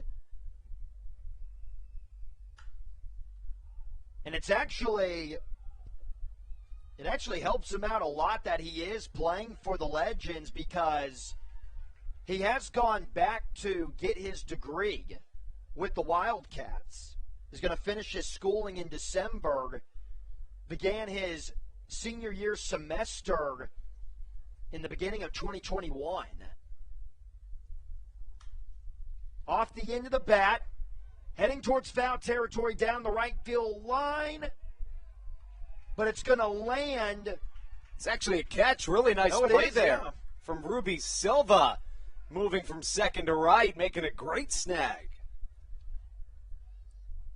Yeah, I got caught looking at the umpire, saw him give the foul territory signal and just assumed that it was dropped. And there's that versatile fielding prowess that Ruby Silva brings to this Blue Crabs roster, it doesn't matter where you put him, he's going to make plays. And we've seen that from multiple guys on the Blue Crabs roster. Also mentioning Josh McAdams has done really well at first base and in left field. First pitch of the new guy in the box for Lexington, the third baseman, and Juan Severio. You mentioned his stint with the Tri-City Valley Cats. His manager said that Severio should have played in the big leagues for 10 years. Thought he was that talented. Yeah, and we were just talking about his manager, and Pete Inclaviglia mentioned him a couple of times throughout this game. He and Phipps and Severio really close with each other, and had mentioned that when they were with the Skeeters, they followed Inclaviglia, former MLB All-Star, from the Atlantic League to the Tri-City Valley Cats. There's a lot of guys, though, in the Atlantic League that you would have to imagine they've been looked over a little bit throughout their careers. Yeah, I would completely agree. I mean, you could look at a ton of guys and just kind of wonder where they were missed. I've instantly had thoughts about some of those overlooked guys here on the Blue Crabs. Talking about Zach Collier, just a phenomenal talent. Misses high, the fourth walk of the game for Carl Bryce. There is still 2 outs in the inning. Going back to the third, the Legends got a leadoff walk to begin that top half. But then eventually Bryce was able to work out of possibly a early jam. And that's something that Bryce has been able to do very effectively, even in the first inning. Bases were loaded, and we were saying, as Zach Collier was hitting a 2-run home run in the bottom half, we were saying that was a very great inning from the big righty. Showing bunt, pulling it back is Almodovar, the left fielder, who's 0 for 1, 248. This is where Carl Bryce, though, has to be really good. Is this bottom of the lineup? I mentioned the averages. Severio with that 210, Almodovar 248. Fernacci waiting in the on-deck circle at 234. Very top-heavy lineup.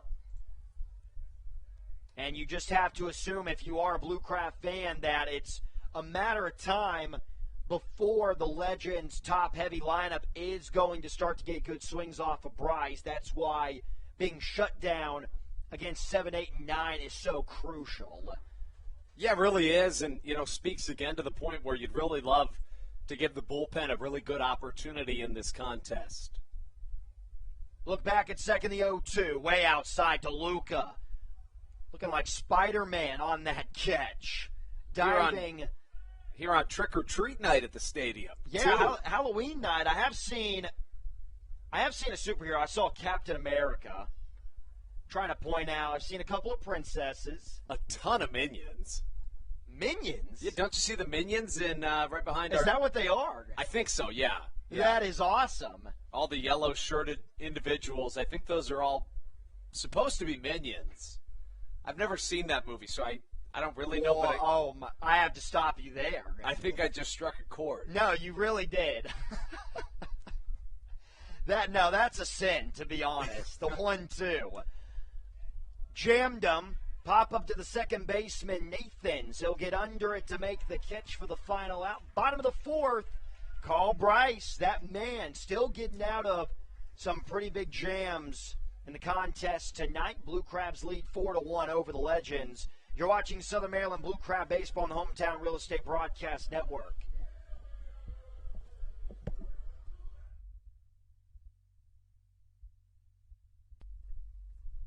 Hey, Blue Crabs fans, make sure to visit the All-American Steakhouse and Sports Theater at 35 St. Patrick's Drive, right here in Waldorf, for some great food with great friends. Their steaks are fresh, hand-cut, in-house daily, as well as many other fresh seafood, chicken, and beef options. They offer outdoor and indoor dining, available each and every day, along with the same great menu to go if you would like. Please visit them online at www.theallamericansteakhouse.com. That's www.theallamericansteakhouse.com. You can also visit them on Facebook or Instagram. They have daily specials that you just can't pass up. Thank you, Blue Crabs fans. All Pawn is Southern official pawn shop of the Southern Maryland Blue Crabs. Stop by and say hello today. They've been a part of the Southern Maryland community for 18 years. If you need some cash to hold you over, or if you're just doing some spring cleaning and want to clear some stuff out, please bring it by All Pawn and let them make you an offer. This is Patrick Baker, and you're listening to the Hometown Real Estate Broadcast Network. We've already seen 2 home runs so far in the game tonight from the Southern Maryland Blue Crabs. Bottom of the first inning, Zach Collier had a 2-run bomb. And then Ruby Silva in the bottom of the third.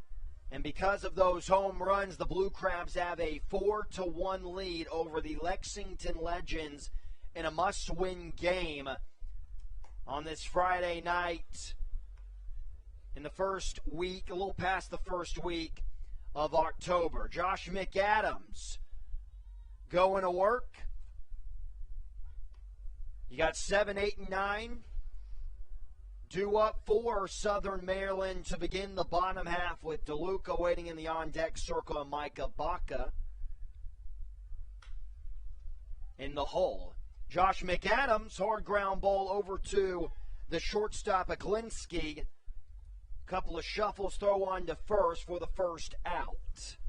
Matthew, you touched on how important it is to take care of the bottom of the lineup. That's something that, as we've discussed in the past, it's a difficult task against the Blue Crabs. But for Zach Westcott, 4 strikeouts in this game, 3 of them against the bottom third of this Blue Crabs order. Struck him out in a row to end the second inning after Jovan Rosa led that frame off with a single. Definitely is, and we've talked about it time and time again, which, you know, last night we were going over the team overall rankings and batting average, and I'm still stunned that the Blue Crabs showing bunt. We usually get once per game that Joe DeLuca is showing a bunt, but going back to what I was saying, just really surprised to see the Blue Crabs sitting at 6th with a 277 team average, which, you know, if that was a major league team average, that would be first place.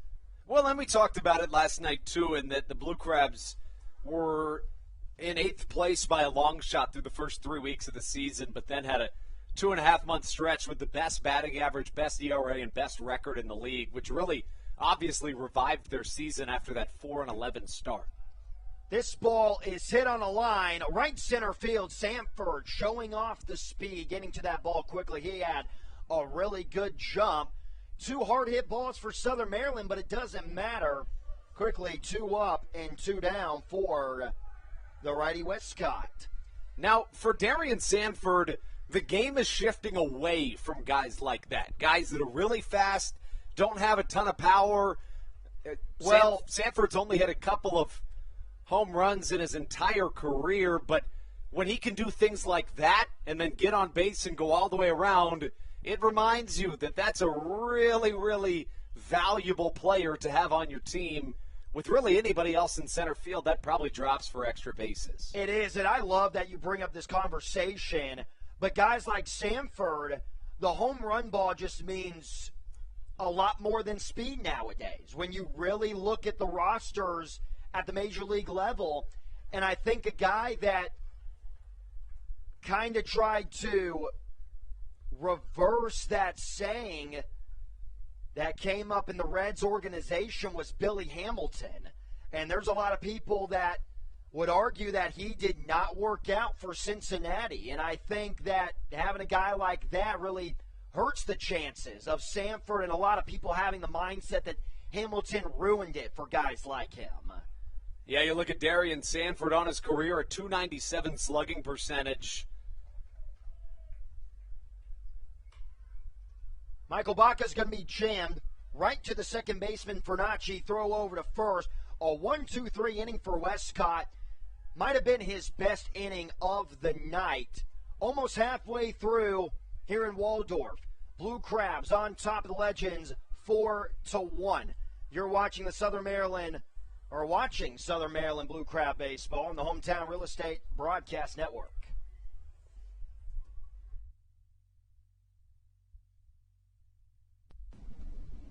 This is Patrick Baker, and you're listening to the Hometown Real Estate Broadcast Network. Hey, Blue Crabs fans, make sure to visit the All-American Steakhouse and Sports Theater at 35 St. Patrick's Drive, right here in Waldorf, for some great food with great friends. Their steaks are fresh, hand-cut, in-house daily, as well as many other fresh seafood, chicken, and beef options. They offer outdoor and indoor dining, available each and every day, along with the same great menu to go if you would like. Please visit them online at www.theallamericansteakhouse.com. That's www.theallamericansteakhouse.com. You can also visit them on Facebook or Instagram. They have daily specials that you just can't pass up. Thank you, Blue Crabs fans. When you need a win on the road, don't get left stranded. Make AAA part of your roster, and you'll always have someone on deck ready to get you home. AAA also offers car care, insurance, and travel services, and has stores conveniently located for Blue Crabs fans in Brandywine, Crofton, and Alexandria. Don't forget to ask them about membership discounts for military and first responders. Please visit AAA.com to learn more or to find a AAA location near you.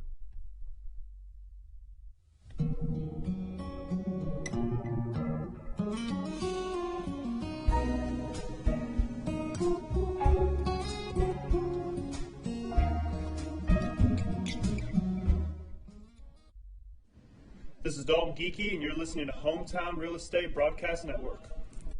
To the top of the fifth we go here in Southern Maryland. Carl Bryce comes out for his fifth inning of work. The right-hander found some struggles at the very beginning of this game. Walked the first two batters that he saw, and then they both stole second and third. No outs was the situation. Suddenly, Bryce worked out of danger, allowed one run there, hasn't given one up since. The right-hander works into his fifth inning of action, facing Ben Fornacci to lead things off. Fornacci, the second baseman and nine-hole hitter in this Legends lineup. Fastball in there for a called strike, a ball and a strike the count. The line so far for Carl Bryce, 4 innings pitched, just one hit, 4 walks though, 4 strikeouts and a run allowed as he misses just a touch outside, trying to paint the black, but just can't quite get that call from the robot umpire. Right on right matchup. Fornacci walked his first time up. He led off the second inning of offense for the Legends in the count, 2 balls and 2 strikes.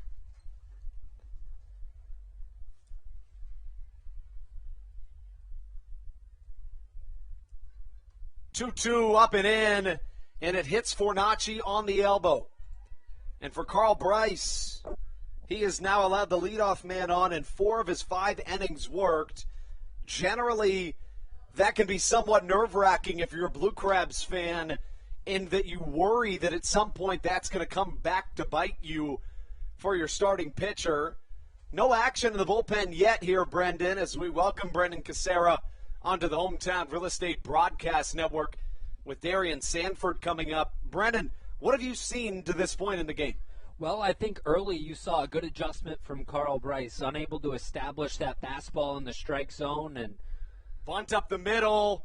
Carl Bryce falls to his backside, throws to first. Carl Bryce getting one of the fastest individuals in all of professional baseball out from his seat. What a play from Bryce to not give up and get out number 1. Yeah, good heads-up play by Carl Bryce right there. You know, slips and falls, but understanding he still has an opportunity to get the man at first and one of the fastest men in the league in Darien Sanford, so a nice play. But back to your point about Carl Bryce, unable to establish the fastball early, so he went to the slider a lot more, and he got a lot of swings and misses on that slider. We're seeing him use it about 18% of the time, and so, I wondered how that would affect him later on in the ballgame, and as we get into the middle innings here, we'll see if he can establish that fastball a little more. That's going to be the key for Carl Bryce because of, the fact that he's had to use the slider a little more than he probably would have liked early. Cole Sturgeon comes up to the plate. I would exactly agree. You look at Bryce's night, and it really changed when he started implementing that slider early and often. Fastball inside the count, 2-0. Cole Sturgeon has walked and also popped out to right field this evening. Was drafted by the Boston Red Sox in 2014 out of the University of Louisville in the 10th round. Fastball just a touch high in the count, 3-0. Played in the Red Sox system from 2014 through 2019. Reached the AAA level in 4 different seasons, but never quite got that break he was looking for as the fastball catches low and away, 3-1 the count.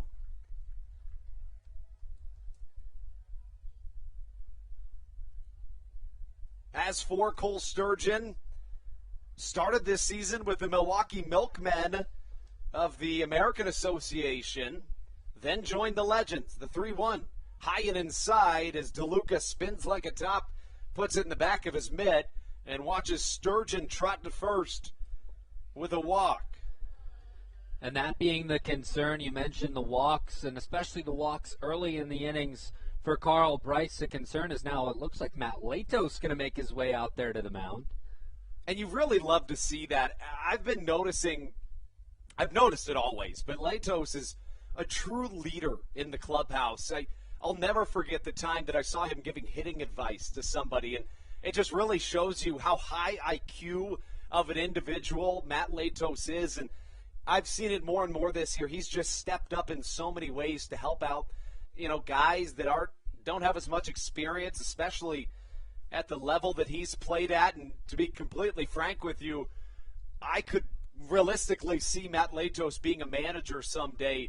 He's just got that type of baseball IQ. He's very likable, and if I'm Carl Bryce, I'm perfectly fine taking advice from a guy like Matt Latos. He's got the baseball IQ. He's got the experience at the highest level of baseball, and a guy who's not afraid to say what he thinks about your game and things like that. And you see there with Latos coming out, maybe he tells Daryl Thompson, hey, I've noticed something. I'm going to go out and communicate this over to Carl Bryce, and you see it there. We'll see if Bryce can make some adjustments here. First pitch swinging, Courtney Hawkins flies one to the right side. Tucker Nathans shallow on the outfield grass, catching for out number 2. And it was interesting in that, Latos is always out in that bullpen. But here this evening, I noticed immediately that Matt Latos was on the top step all night greeting a guy in Carl Bryce at the dugout. Just really like to see that as we do get some action in the Blue Crabs bullpen. Can't quite tell who it is yet. I think Patrick Baker. I think you're right, too. I haven't seen a number on him, but just based on what we've seen from these guys out there, it looks like Patrick Baker, and a guy we haven't seen in about a week or so. Jose Briseño up to the plate. Sac fly brought in a run his first time up. Led off the 4th inning offensively for the Legends with a base hit. Runners at first and second, 2 away. Briseño swings and misses on a slider, and the count, no balls, 2 strikes. Wouldn't be surprised if we saw Baker, Geeky, Andres Briseño, and then Matt Latos in this game. No balls, 2 strikes. Bryce trying to close out the 5th. Slider high in the sky, should be playable in the infield. Here comes Alex Crosby, and he catches at the last second a fist bump from Joe DeLuca as he watches his first baseman snag out number 3. Take things into the bottom of the 5th here on the Hometown Real Estate Broadcast Network. Blue Crabs on top, 4-1. We'll be right back with more Blue Crabs baseball. Brendan Casera on the mic when we return on the Hometown Real Estate Broadcast Network. This is Josh McAdams, and you're listening to the Hometown Real Estate Broadcast Network. Did you know that the Washington, D.C. metro area is the 5th most expensive place to live in the entire United States of America? Sometimes finding affordable housing in this area can feel impossible. If you're struggling to find affordable housing, look no further than the Villages of St. Charles by Ross Properties. You can visit them online at villagesatstcharles.com for more information today. Villages of St. Charles. They'll have you safe at home. There's nothing quite like when the Blue Crabs retire the side. At Wealth Management Partners, they're on your side for your retirement planning needs. It's never too early to start planning your retirement. Talk to the experienced financial advisors of Wealth Management Partners located right here in Waldorf. Call them today at 301-885-0955. Again, Wealth Management Partners. Call them today at 301-885-0955.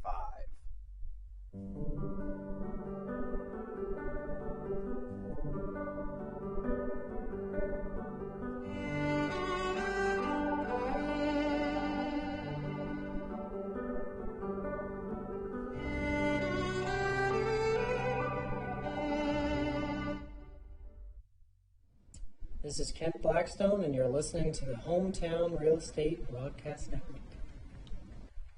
Back here in Southern Maryland, the Blue Crabs on top of the Lexington Legends by a score of 4-1 here in the bottom of the 5th inning. Brendan Casera alongside Andrew Banstra and Matthew Hargrove here on the Hometown Real Estate Broadcast Network. As we continue on, Zach Westcott in there for Lexington on the mound, and it'll be 1-2-3 in the inning for Southern Maryland as Matt Hibbert hits it as a liner, diving, making the catch is Aklinski to get things started. 1 pitch and 1 out for Zach Westcott. Yeah, you look back at Westcott's night to this point, it's been a good outing. He's just allowed 2 pitches to stay a little bit over the plate.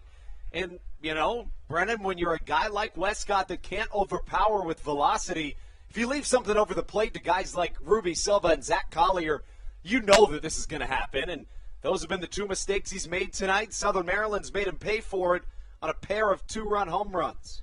Yeah, you mentioned it, the two-run home runs. The only way Southern Maryland's been on the board is Ruby Silva steps into the left-handed batter's box and looks at a first pitch low for ball 1.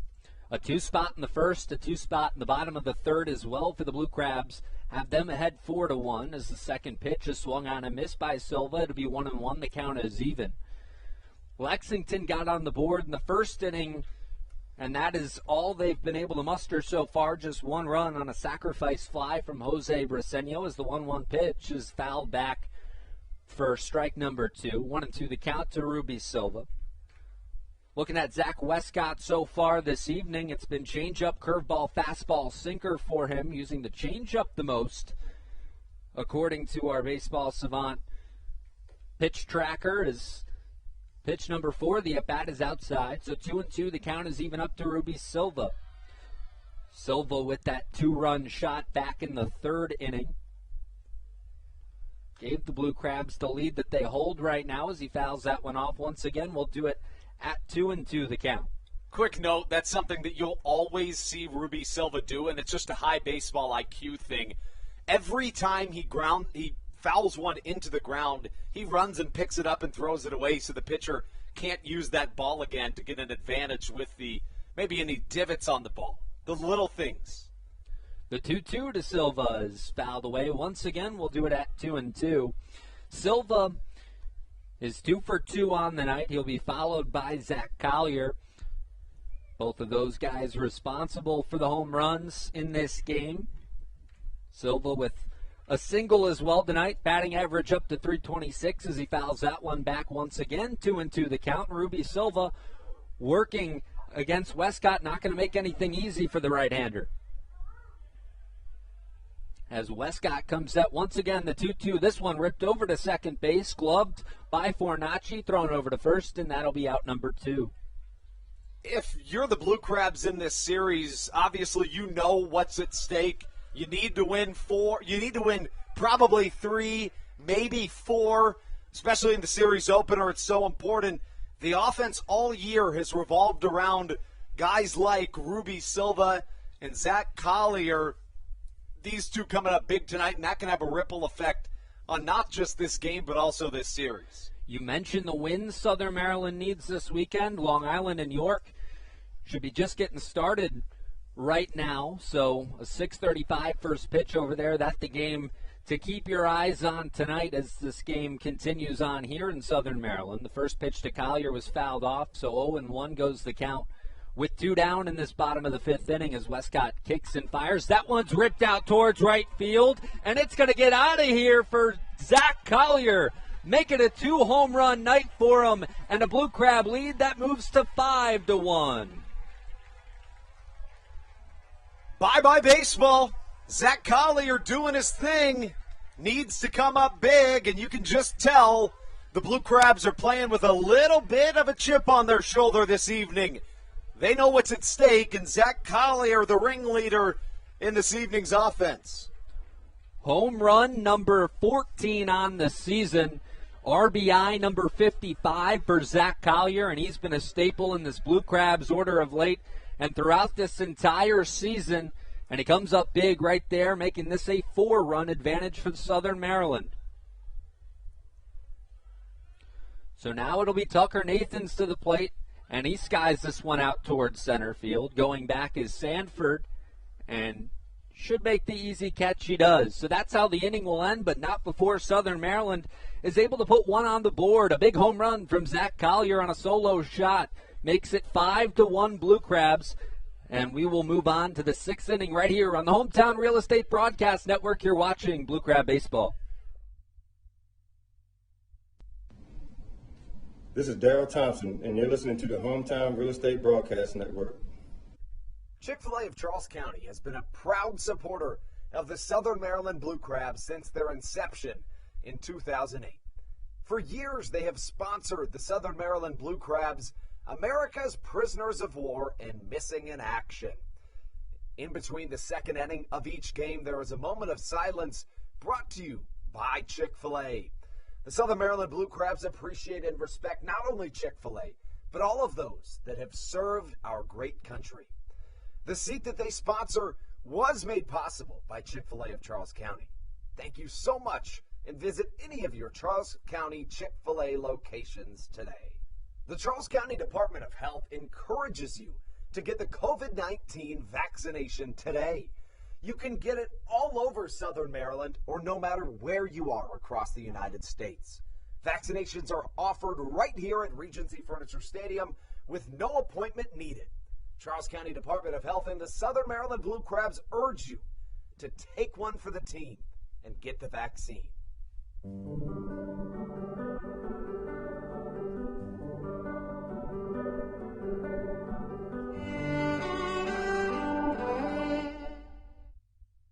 This is Coach Doug's, and you're listening to the Hometown Real Estate Broadcast Network. Top of the 6th inning here from Southern Maryland at Regency Furniture Stadium as the Blue Crabs continue that postseason push. This weekend, the final weekend of regular season games. The Blue Crabs on top of the Legends 5-1 as Carl Bryce continues in there. Bryce so far tonight, 5 innings pitched, 1 earned run, 1 hit given up, 4 strikeouts. He does have the 5 walks, and this the at-bat that's most important for Carl Bryce. He's struggled against the first batter of the inning, but Lexington to this point has yet to make him pay. It'll be Dennis Phipps to lead things off, followed by Ben Aklinski and Juan Silverio. 5, 6, and 7 for Lexington as Bryce, the right-hander, kicks and deals. His first pitch to Phipps is up and away for ball 1. Brendan, I have a really interesting note for you. When Dennis Phipps made his MLB debut, it was in a pinch hit role, and he pinch hit for the starting pitcher that day, J.J. Hoover, who's also a member of this Lexington Legends team.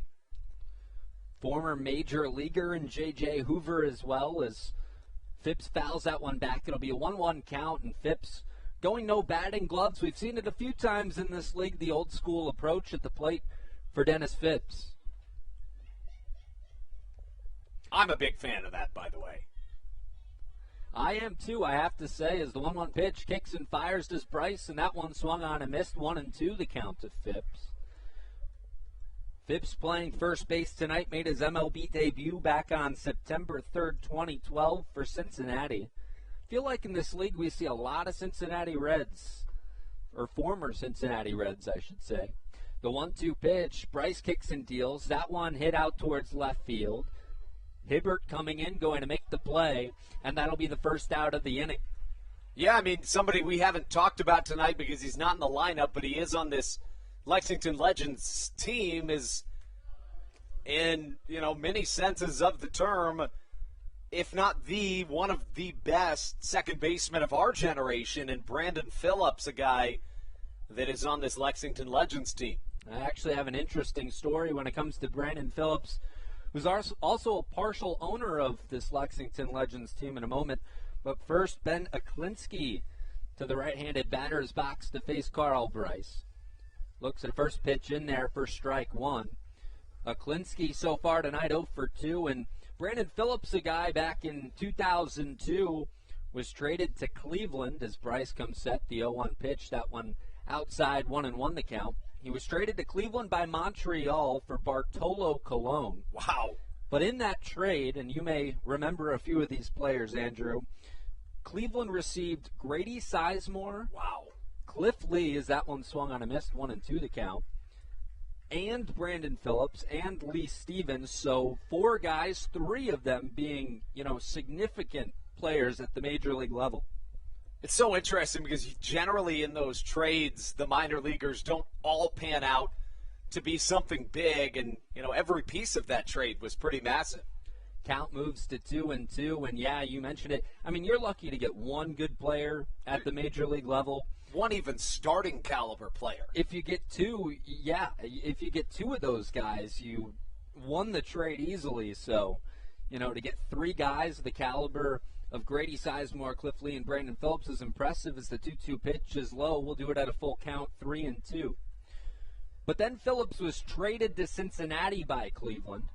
They would get a player to be named later.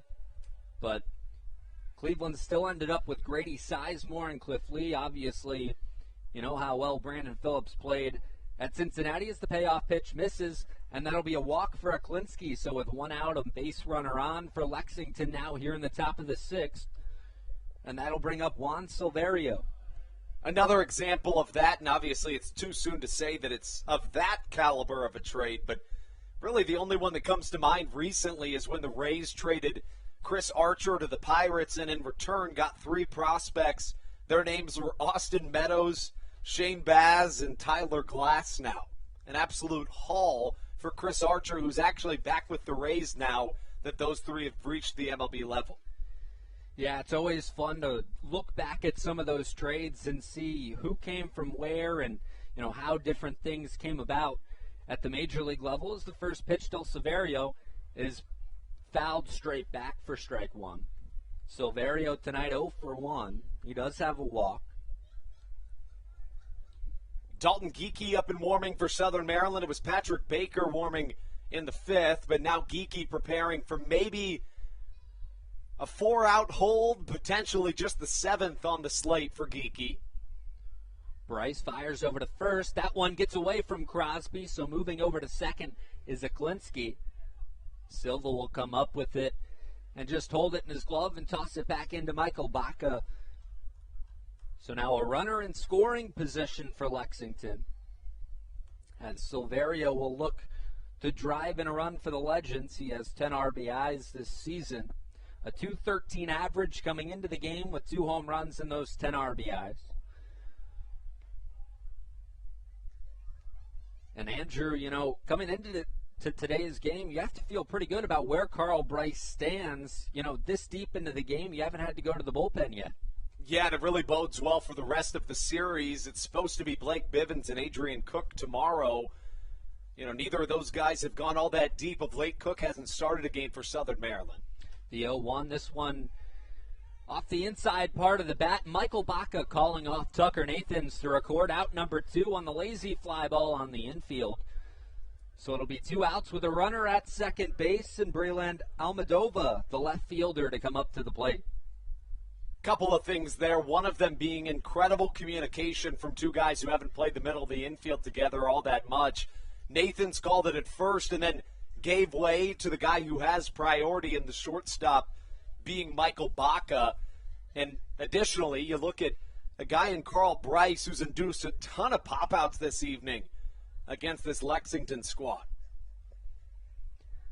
Almadova this season coming into the game hitting .250 with a home run and 23 RBIs. He's 0 for 2 tonight, and he awaits the first pitch from Bryce. It swung on and missed on the fastball for strike 1. Almadova with the Rockers in 2019 was an all-star. Began this season with the Houston Apollos of the American Association, their form of a Road Warrior squad. Then joined the Long Island Ducks, hitting the 220s, but with the Legends in about 20 games, it's about 275. The 0-1 pitch from Bryce, up and away, 1-1 the count.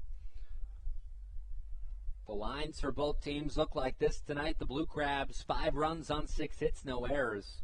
The Legends, just 1 run on 1 hit and no errors. So it's been a tough night at the plate for Lexington. They have drawn a number of walks, 5 walks against Carl Bryce, but been unable to find many hits as the 1-1 pitch from Bryce is grounded over to short. Baca will glove, fire over to first.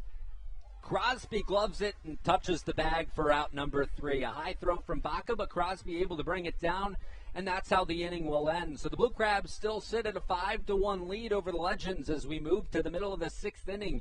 Here on the Hometown Real Estate Broadcast Network, you're watching Southern Maryland Blue Crab Baseball. This is Dalton Geeky, and you're listening to Hometown Real Estate Broadcast Network. There's nothing quite like when the Blue Crabs retire the side. And Wealth Management Partners, they're on your side for your retirement planning needs. It's never too early to start planning your retirement. Talk to the experienced financial advisors of Wealth Management Partners located right here in Waldorf. Call them today at 301-885-0955. Again, Wealth Management Partners. Call them today at 301-885-0955. Weiss Markets is a proud sponsor of the Southern Maryland Blue Crabs and has been since their inaugural season in 2008. Weiss Markets also presents one of the Blue Crabs' best and most famous promotions every single year. Kids can get in free to every single Blue Crabs game of every single year simply by wearing a jersey thanks to Weiss Markets. Weiss Markets can help you with all of your game day needs for a great price. Stop in at your local Weiss today. Eat better, spend less. That's wise. Weiss Markets is a proud sponsor of the Southern Maryland Blue Crabs.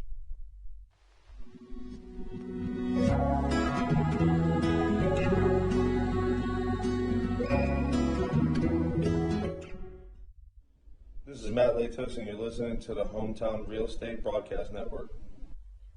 Bottom of the 6th inning here from Southern Maryland as Zach Westcott continues his work for the Lexington Legends, and he will continue to work against Alex Crosby, Jovan Rosa, and Josh McAdams. 5 runs and 6 hits for the Blue Crabs, and they'll look to continue that.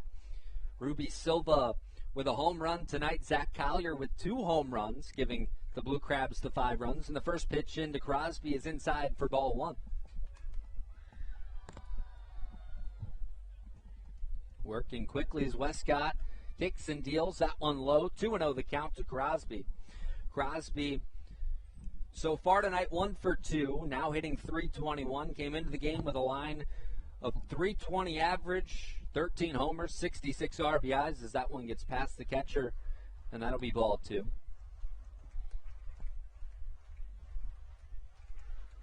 3-0 the count on Crosby. So the left-hander awaiting the pitch from Westcott, the 3-0. That one in there for a strike, 3-1 the count.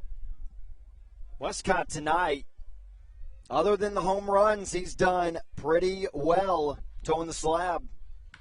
And this one's ripped out towards right field, but it'll hang up for Sturgeon, who makes the play. So a line drive out towards right field to get things started for Alex Crosby.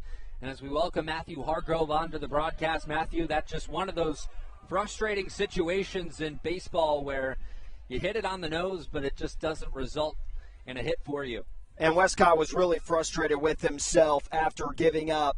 Looks like maybe a changeup right down the middle. Velocity was definitely off on the pitch, and Westcott's a guy who doesn't throw the four-seam, or should I say two-seam fastball a ton. And yeah, that's just the game of baseball. Sometimes when you hit it hard right on the nose, it goes right to a fielder. And now Jovan Rosa stepping in, looked at a first pitch ball inside to get things started. The 1-0 pitch from Westcott is a fastball that Rosa's behind, and it'll be 1-1 the count. Rosa tonight, a 1-for-2 night. Smashed a ground ball over to the left side of the infield in his first at bat for a base hit. As Westcott kicks and fires the 1-1 pitch. That one outside, 2-1 the count. Rosa was kind of predicting to begin the game that he would have a big night from that slower fastball offering by Westcott. 2-1 was up and away, so 3-1 the count to Rosa. And yeah, you know, Rosa struggled of late, but we obviously know the success he had when he first got here with Southern Maryland. We obviously know what he's capable of, so just waiting for him to break through it. Is that one up and inside for ball 4? So Jovan Rosa draws a walk, and with 1 out, 1 on first, and Josh McAdams to the plate for Southern Maryland. You really need Rosa to make a lot of contact, especially in this must-win weekend series against the Legends, because it seems like every time Jovan Rosa makes contact, it's never a blooper into the outfield or a soft ground ball to the corner infielders. It is always hit very hard, whether it be over the fence or into the outfield grass. So Josh McAdams tonight, 0-for-2 night. Remember, earlier this week against High Point, a 6 RBI night. So like to see McAdams provide some offense like that night again at some point this weekend, in such a crucial weekend. The first pitch swung on and missed by him for strike 1. Nobody's warming up in that Legends bullpen down the right field line, riding all the way with Westcott, which, 5 runs entering the 6th inning in the Atlantic League is actually kind of a good outing. The 0-1 pitch, that one catches the outside corner quickly. 0-2 to Josh McAdams. Dalton Geeky continues to warm in the Blue Crab bullpen. A two-seam fastball, loves to throw it on the outside part of the plate, especially to righties. Westcott kicks and deals. This one skied out towards center field. Sanford going to make his way over towards right center field, and he makes the catch and throws it back in for out number 2. Brendan, did you ever think about my little comparison between Westcott and Josh Tomlin? I did. I agree with the comparison there. Josh Tomlin, a guy who played for the Indians about 8 to 10 years ago or so. He was on that World Series team. And he was on the World Series team. I believe there was a stint somewhere else, if I'm not mistaken, for Josh Tomlin, and then he came back to that World Series team. That was kind of on the tail end of his time with Cleveland in 2011. I believe is when he made his 2011 or 2010. He made his debut with Cleveland as Joe DeLuca steps into left-handed batter's box against Westcott. Westcott now 5 2/3 innings of work, 5 earned runs in that time, and he faces DeLuca, who fouls it off to the left side for strike 1. DeLuca so far tonight 0-for-2. But back to your point, Matthew, I thought that was a really good comparison. A guy in Westcott not going to overpower you with his stuff, but relies on catching the edges.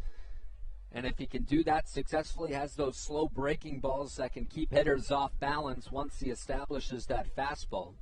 Their delivery and size is very similar. Both love the two-seam fastball changeup combo. Quickly 0-2 to DeLuca as he fouls that one back. Josh Tomlin, traditionally a fly ball pitcher in Major League Baseball, and seen a number of fly ball outs from the Blue Crabs tonight. But when you are a fly ball pitcher, The ball seems to find its way into the seats a few times, too. If you make a mistake, that's happened to Westcott tonight. He's made 3.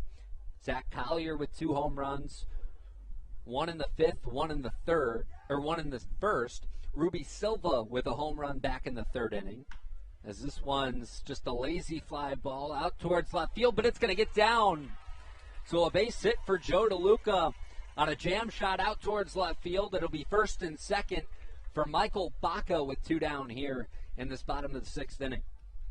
Really rooting for Joe DeLuca to stay hot in this weekend series and find himself with above a 300 batting average at the end when it's all said and done at the end of the regular season.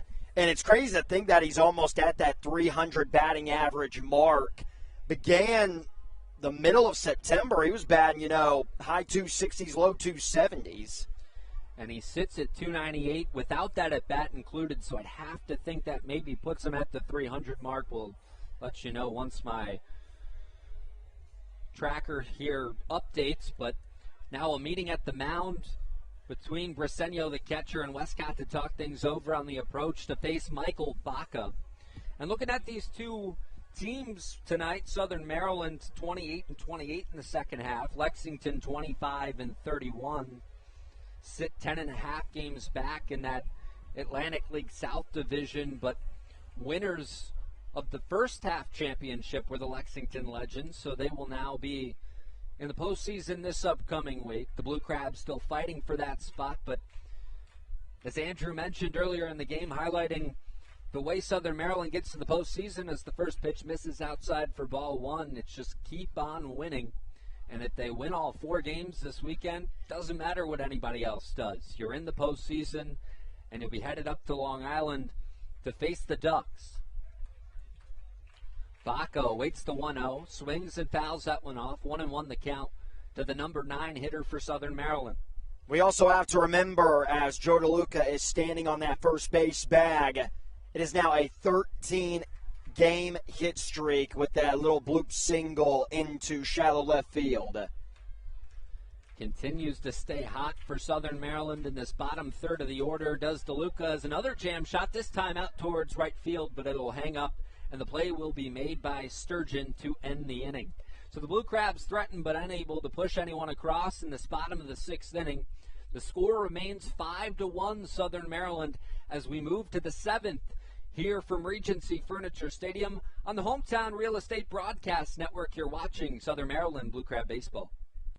This is Coach Doug's, and you're listening to the Hometown Real Estate Broadcast Network. All Pawn is Southern Maryland's premier pawn shop and is the official pawn shop of the Southern Maryland Blue Crabs. Stop by and say hello today. They've been a part of the Southern Maryland community for 18 years. If you need some cash to hold you over, or if you're just doing some spring cleaning and want to clear some stuff out, please bring it by All Pawn and let them make you an offer. If you have broken jewelry or some that you just don't want anymore, please bring it by and they'll pay you more than anyone in the Tri-County area. They're located on 301 in White Plains, just south of DeMar Road. Go Blue Crabs! Hey Blue Crabs fans, make sure to visit the All-American Steakhouse and Sports Theater at 35 St. Patrick's Drive, right here in Waldorf, for some great food with great friends. Their steaks are fresh, hand-cut, in-house daily, as well as many other fresh seafood, chicken, and beef options. They offer outdoor and indoor dining, available each and every day, along with the same great menu to go if you would like. Please visit them online at www.theallamericansteakhouse.com. That's www.theallamericansteakhouse.com. You can also visit them on Facebook or Instagram. They have daily specials that you just can't pass up. Thank you, Blue Crabs fans.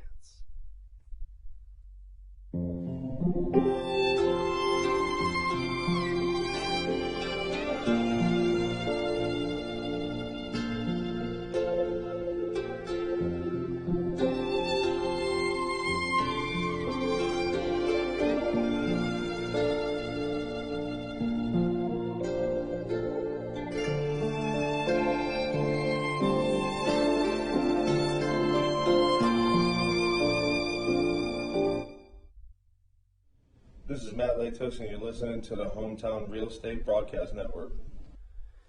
Top of the 7th inning here in Southern Maryland as the Blue Crabs continue on with their 5-1 lead on top of the Lexington Legends. New pitcher on the mound for Southern Maryland, a big right-hander, and Dalton Geekie. If you've been watching Southern Maryland recently, you've seen a lot of Dalton Geekie on the mound. He's 2-2 this season with the Blue Crabs with a 3.31 ERA and 49 innings pitched. And his first pitch is swung on and missed for strike one. Chris Fornacci, the batter in the right-handed batter's box, down 0-1. Playing second base tonight, 9-1-2 for Lexington in this inning against the Blue Crab right-hander. Geekie kicks and fires the 0-1 pitch. That one swung on and missed. Once again, Geekie challenging Fornacci on the fastball, quickly 0-2. Fornacci is hitting .234 with this game included now.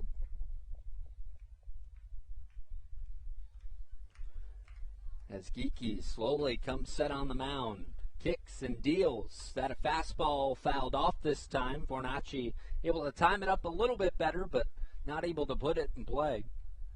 At the top of this broadcast, Matthew Hargrove made what he called a bold prediction that came to be true. He predicted Carl Bryce would have his first quality start of the year. That he did. 6 innings, 1 run, 1 hit, 4 strikeouts, 6 walks for the right-hander. And Carl Bryce in line to get the win should things hold here at Regency Furniture Stadium. Dalton Geekie showing 4 straight fastballs now to Fornacci to get things started in this inning. A 1-2 count, and Geekie throwing the ball as high or as quickly as 97 miles an hour. On average, about 95 on the fastball. Another fastball this time misses. 2-2 the count even.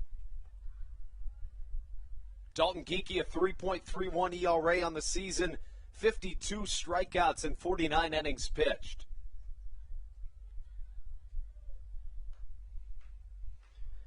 Geekie looking to start things off with a strikeout here in a 2-2 count against Chris Fornacci. And he kicks and deals the 2-2 pitch upstairs, 3-2. Fornacci battles his way back. And a full count now to the leadoff hitter for Lexington. You look at Dalton Geekie over his last 8 appearances, 9 1/3 innings pitched, just 1 run allowed. A .96 ERA over the last 3 weeks for Dalton Geekie. Geekie looking to continue that success on the mound tonight as time is called. Looks like Fornacci's got some glasses that were on, wants to send those back to the dugout. Darian Sanford going to bring them over there for him. 3-2 count, pitch is about to come, and suddenly he thought, you know what, I'll get rid of these. So Geekie back on the rubber. Comes set, and the payoff pitch. A fastball, that one misses low and away for ball 4. So Fornacci able to battle all the way back and draw a walk. And so he will be on first base. The lineup card will flip over for Lexington and Darian Sanford to the plate. Sanford so far tonight 0 for 1. He's got a walk in there as well, the 1 out. A strikeout for the leadoff hitter. Andrew mentioned the speed of Sanford, obviously important. You always wonder in a situation like this, leadoff man aboard, maybe he drops down the bunt. Josh McAdams playing in on the grass over at third base, awaiting a potential bunt. But Sanford swinging, grounds it through the right side of the infield, and so he will round first and stop there. It'll be first and second now for Lexington with nobody out against Dalton Geekie. And so some runners aboard for Cole Sturgeon, who comes up to the plate. Sturgeon, a right fielder, 0 for 1 tonight. But a .330 hitter on the season with 9 home runs and 36 RBIs, so obviously a big threat in this situation here in the top of the 7th inning. And Dalton Geekie has found himself in a little bit of trouble now. The first batter walked, second batter a base hit, now fastball outside to Sturgeon for ball 1. Cole Sturgeon in 2019 played the entire season at the AAA level as a member of the Boston Red Sox organization. He hit .277 in 99 games that season, 10 home runs, 43 RBIs, one of those guys that very easily could have at least gotten a cup of coffee in the majors, but did not to this point. Also played at Louisville. Did Cole Sturgeon as he awaits the 1-0 pitch from Geeky. That one's ripped out towards right field. Going back is Silva. On the track will make the catch. The runner at second will tag in for Nachi. He moves to third. Runners at the corners, one out. And Cole Sturgeon put a charge in that one, but Ruby Silva able to chase it down right before the track. Off the bat, it looked like that had a chance at getting out of here. And then with Sanford's speed, you thought at least second and third. Darian wasn't tagging, and then Silva shows off that arm and makes things runners on the corners with one away. And it doesn't get any easier for Dalton Geeky here, as it'll be Courtney Hawkins, the DH, batting third tonight, who comes to the plate. Hawkins so far an 0 for 3 night, but a .337 hitter coming into the game. Had 3 stints with the Sugarland Skeeters here in the Atlantic League.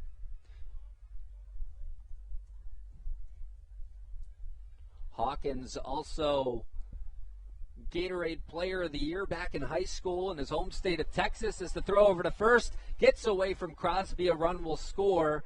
And now Sanford get around second hard. He's going to go all the way to third. So with one out, a run scores for Lexington. It'll be a 5-2 ball game as Geeky checked the runner over at first base. Ball got away from Alex Crosby. And so an unforced error for Southern Maryland here in this top of the seventh inning, and not what you want to see if you're Stan Clyburn and the Blue Crabs in the dugout over there. Really good move there by Dalton Geeky. It looks like if the ball was there, he would have had Darian Sanford for out number 2, but instead find ourselves with another Lexington run. But you look at it from the optimistic side. You still have a 3-run lead, still 3 more trips to the plate offensively for Southern Maryland. Settle in here if you're Geeky, and things will be just fine.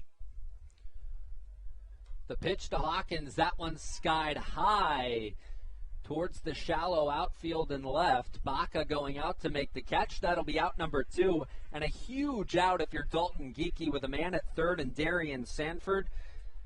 And with one out, Courtney Hawkins unable to get the sacrifice fly. It doesn't take much to get Darian Sanford home, but that does not get the job done there. So a big out for Dalton Geeky. And so now it'll be Jose Briseño, the cleanup hitter for Lexington. That one run does go down as earned, despite the fact that it was an error. The error was committed by Dalton Geeky, so it comes around as an earned run. But, realistically, that's the last thing Geeky's worried about right now, just trying to keep that runner at third. Jose Briseño, a 1 for 2 night with an RBI back in that first inning, a sacrifice fly. He grounds it hard down the left side, but just foul from Jose Briseño. Not in a situation where he can get a sacrifice fly here. He's got to put the ball in play, make it safely to first to bring in Darian Sanford. Southern Maryland has done a really good job this evening of keeping the big bats in this Lexington lineup quiet, really all across the board, just 2 hits allowed. But Courtney Hawkins coming off a hot month, no hits tonight. The 0-1, that one swung on and missed. Quickly 0-2 to Briseño as Dalton Geeky slowed it down. So now in a perfect spot for Dalton Geeky to get out of this inning with minimal damage done. As Geeky comes set on the rubber, and now time called behind home plate. Briseño made his MLB debut back on May 26th of 2018 for the Los Angeles Angels. It's the 0-2 pitch to him, swung on and missed, strike 3. Dalton Geeky back to the off speed, strikes out Briseño, and that's how the inning will end. Lexington gets a run back on the error by Geeky on the errant throw to first, but the Blue Crabs still lead 5-2 right here on the Hometown Real Estate Broadcast Network. You're watching Blue Crab Baseball. This is Josh McAdams, and you're listening to the Hometown Real Estate Broadcast Network. American Radiology is the clear choice for all of your medical imaging needs. With locations in Charles and Calvert counties, they offer a full range of imaging services. Some of their latest innovations included 3D mammography and wide-open MRIs for our claustrophobic patients. For your convenience, they even offer extended weekday hours and Saturdays. For more information or to schedule an appointment, visit their website at AmericanRadiology.com. When you're in the market to buy or sell a home, call Tony McClure of Century 21 New Millennium and his Grand Slam team, the realtor of the Southern Maryland Blue Crabs since our first season in 2008. Tony and his team of preferred partners includes Tim Murphy of CNF Mortgage and Steve Scott of the Scott Law Group. Together, they will ensure that your real estate needs are nothing short of a grand slam. The quality service you will receive is Hall of Fame worthy. Put Tony's 41-plus years of experience to work for you. Call or text Tony today at 301-928-1280 for your personal Grand Slam experience. Go Blue Crabs. This is Matt Latos, and you're listening to the Hometown Real Estate Broadcast Network.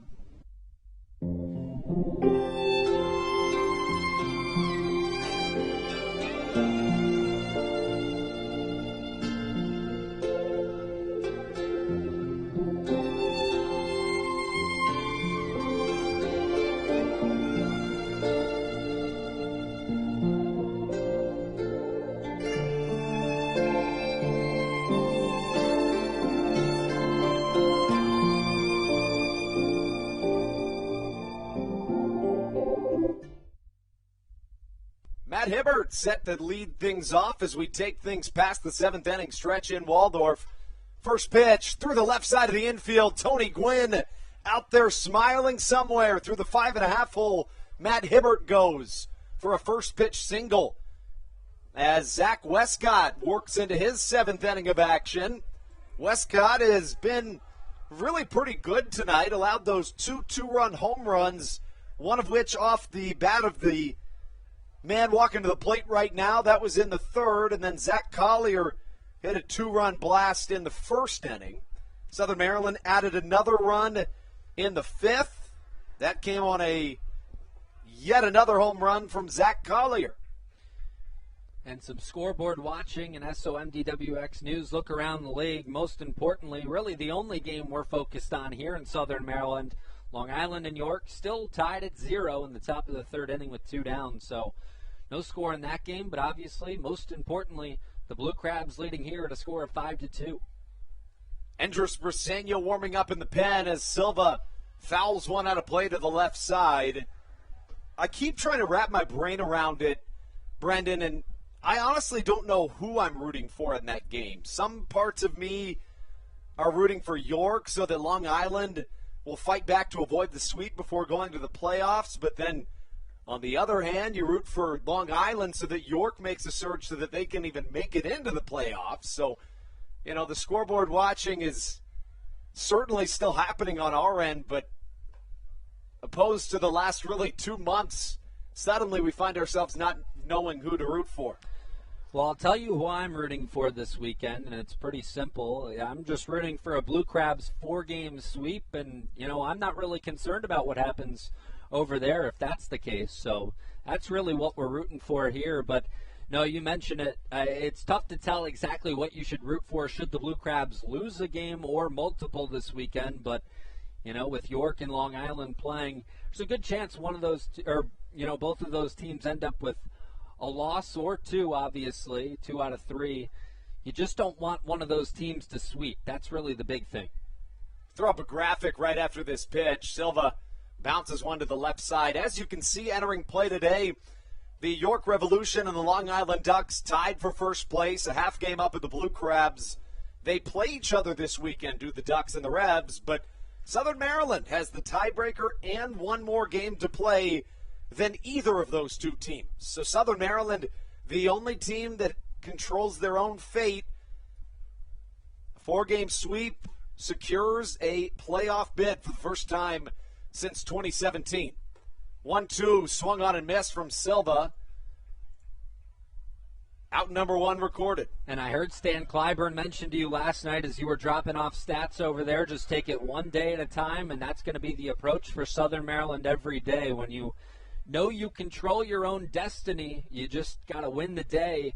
Well, tomorrow there's going to be 2 games you have to win, but you just got to come in every day and try and get that win, and it's looking good so far tonight. Still some baseball left to be played, but You win here, you set yourself up for the weekend and hope that you can come away with 3 more. The big reason why Southern Maryland feels so comfortable this evening is because of the man that steps up to the plate, seeing ball number 1 miss outside. Zach Collier, 2 home runs this evening. A 2-run shot in the first to give Southern Maryland a 2-1 lead. That was extended in the 5th with a solo shot. Ruby Silva cinches a home run of his own in between. Collier swings and misses, change up outside, 1-1 to count. Zach was Southern Maryland's Player of the Month in September. He hit .377 with a .529 on base percentage. Couple of triples, 7 doubles in 25 games, 3 home runs. Really, the home run ball is not Collier's calling card. It's the extra base hits in general, but here this evening comes up with a couple of big blasts that make a big difference for the Blue Crabs. You know, I'd have to look it up, but, this might be the first game I've seen Southern Maryland hit, 2 or more home runs in since I've been here. I feel like the long ball hasn't been the way they've got the job done for the most part since Matthew and I have joined the broadcast team here. It's true. You saw one last night, but for the most part, there hasn't been a ton of multi-home run games. Not last night. I should have said the night before. I believe it was Nathans and Crosby that both went deep. McAdams, too. But for the most part, you're exactly right. The long ball's been down. With that being said, Southern Maryland this season has, in a shortened year, hit the most home runs as a team since 2010. In 2008, 2009, and 2010, the first 3 years of the team's existence, the Blue Crabs hit at least 160 home runs each year in 140 games. But dating back to 2010, Southern Maryland has not crossed the 120 mark, something that they have done this 2021 season. So the long ball's up this year, but not in the last month. 2-1 to Collier. Reaching, fouling into the screen, 2-2 goes the count. And you expect the long ball to be up in a year like this where you see just absurd offensive numbers across the board, Brendan. Mentioned it the other day, but 4 guys in the Atlantic League right now have a chance to set the all-time batting average record in a single season in Atlantic League history. Yeah, and you mentioned it, as that one's ripped down the right side but foul. You kind of expect the home run ball to be up just year in and year out as the game continues to change and progress, and you see guys go for the home run ball more and more. But in a league like this, it's kind of interesting to see how different things affect the home run stats because of the rule changes, obviously, and the different experimental changes that Major League Baseball has brought into the Atlantic League. But despite those changes, the home run ball's still up. Collier a little under this one. Outside slider. Flown to the third baseman, Juan Silverio, who catches for out number 2. That brings up Tucker Nathans. Nathans 0 for 1 today, a fly out to center field after subbing in for David Harris back in the 5th inning. Nathans, acquired by Southern Maryland via the trade on September 16th from the New York Boulders of the Frontier League following the conclusion of their season. 3 for 8 in the homestand entering play, a home run and a pair of RBIs. Riding a 3-game hit streak, his longest as a Blue Crab. First pitch he sees just on the outside corner, 0-1. And to go back to kind of our keys of the game and, scoring early, getting out to an early lead, that's what the Blue Crabs are able to do tonight to set up the bullpen a little bit. And this is exactly the way you kind of want things to be set up if you're Southern Maryland. Just got to close it out now. Snap throw to first, not quite in time. Trying to keep Matt Hibbert, catch him sleeping down at first. Almost looked like there was a little bit of a hesitation from Hibbert over at first base too, so good that he was able to get back in time. A look over to first. Westcott in his 7th inning of action. Nathan skies one to the third base side, probably out of play and just out of the reach of Silverio over at third. The count of ball and 2 strikes to Nathan's. Blue Crabs bullpen doesn't move all too often, but they were out of the way of that ball in a hurry. It's a fly ball that was headed right in that direction.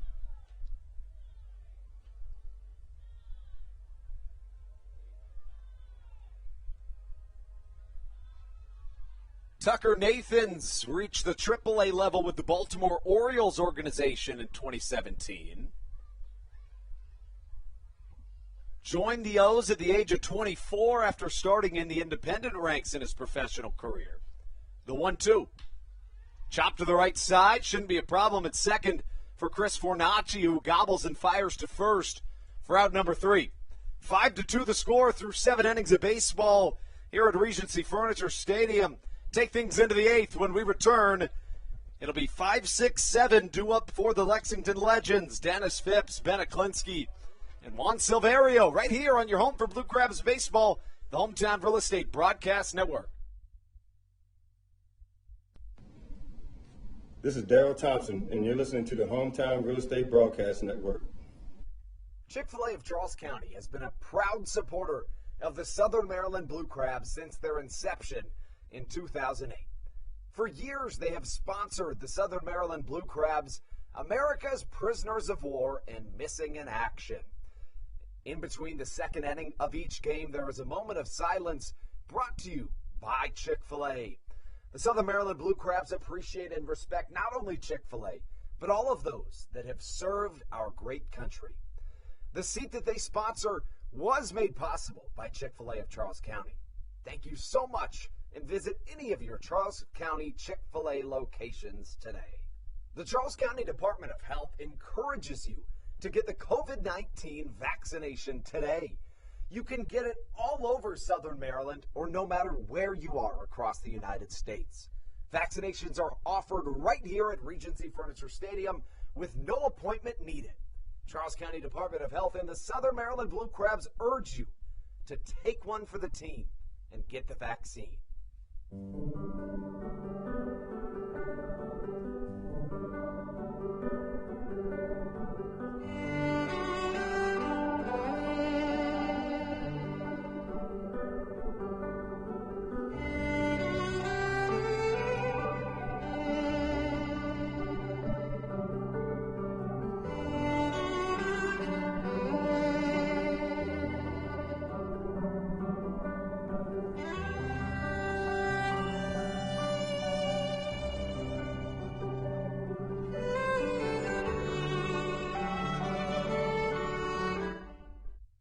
This is Coach Doug's, and you're listening to the Hometown Real Estate Broadcast Network. New arm onto the mound for your Blue Crabs as we take things into the top of the 8th inning here in Southern Maryland. Andres Briseño takes the hill. The big right-hander, one of the most reliable arms in all of this Atlantic League of Professional Baseball in 2021, trying to keep that reign true here on a Friday night in Waldorf. The right-hander, 4-3 with a 1.78 ERA. How about 75 strikeouts in 55 2/3 innings pitched? And it's got to be the best 1-2 punch in the back of a bullpen that you could have in this Atlantic League. Andres Briseño and then Matt Latos in the 9th inning. You feel real comfortable with the lead when these guys come in, and we'll see if they can shut the door on Lexington tonight. Briseño, the right-hander.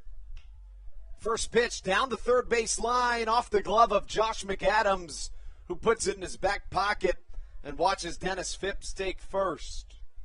Second night in a row you've seen Josh McAdams go to the backhand, unable to make the play. Just not sure if, that's the decision he made to go to the backhand there just because or because the ball was hit too hard, but just unable to come up with it and fire over to first in time. So a tough start to the inning for Briseño. I've got an insane stat for you on Andres Briseño. In his last 12 appearances, he's struck out 27 batters in 13 2/3 innings. He's allowed 6 hits, 2 earned runs, and a 1.32 ERA. He's got closer numbers at the Atlantic League level especially. At any level, those numbers will work as a closer, but Talk about having Matt Latos at the back of the bullpen, and to have those two guys in the 8th and 9th inning. It's a good feeling, and should the Blue Crabs get in the postseason, you'd feel very good if you have a lead in any of those games and are able to get to the 8th and 9th inning. It's almost unfair how good these guys are. An advantage that you'll happily take if you're a Southern Maryland Blue Crabs fan. In the month of September, Briseño struck out 26 batters in 13 innings. In fact, back on September the 4th, he struck out 5 batters in an inning and a third, included a drop third strike.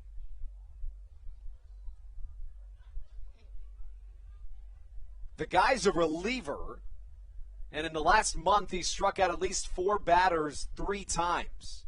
Struck out 5 batters twice. Curveball misses downstairs, a ball and 2 strikes the count.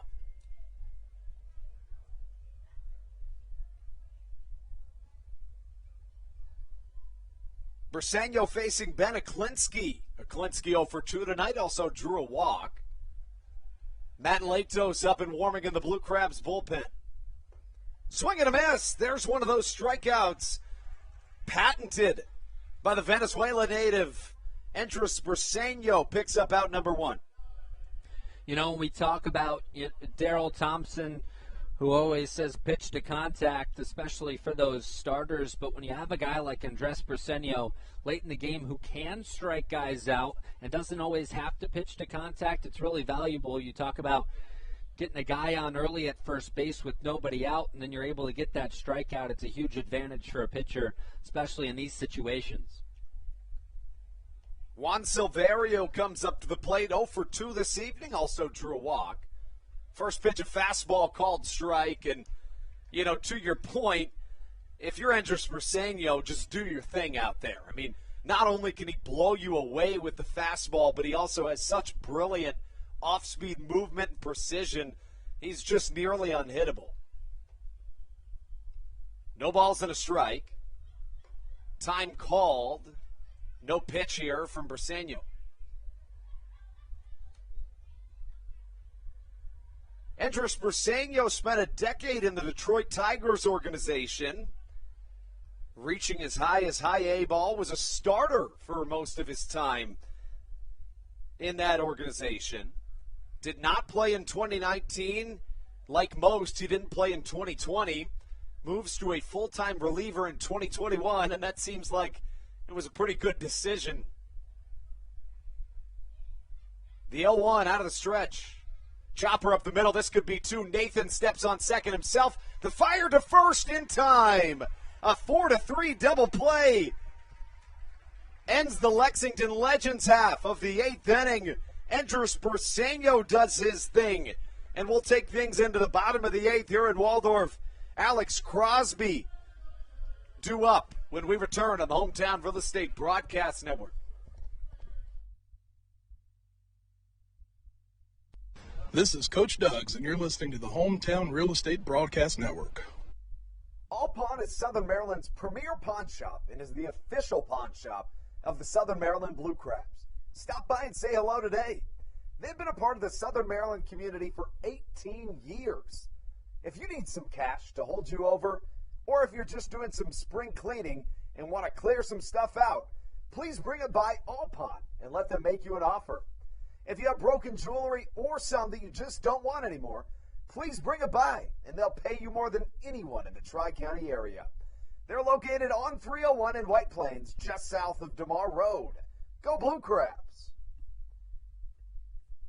Hey Blue Crabs fans, make sure to visit the All-American Steakhouse and Sports Theater at 35 St. Patrick's Drive, right here in Waldorf, for some great food with great friends. Their steaks are fresh, hand-cut, in-house daily, as well as many other fresh seafood, chicken, and beef options. They offer outdoor and indoor dining, available each and every day, along with the same great menu to go if you would like. Please visit them online at www.theallamericansteakhouse.com. That's www.theallamericansteakhouse.com. You can also visit them on Facebook or Instagram They have daily specials that you just can't pass up. Thank you, Blue Crabs fans.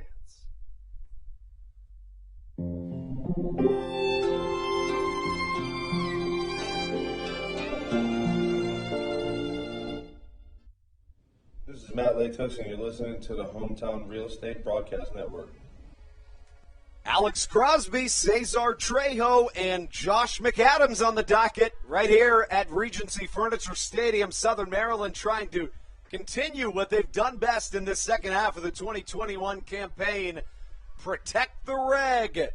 They've done it to this point, 19-12 at home in the second half of this season. Southern Maryland looking to continue their playoff push. Wins are critical here in the fourth to last game of the season.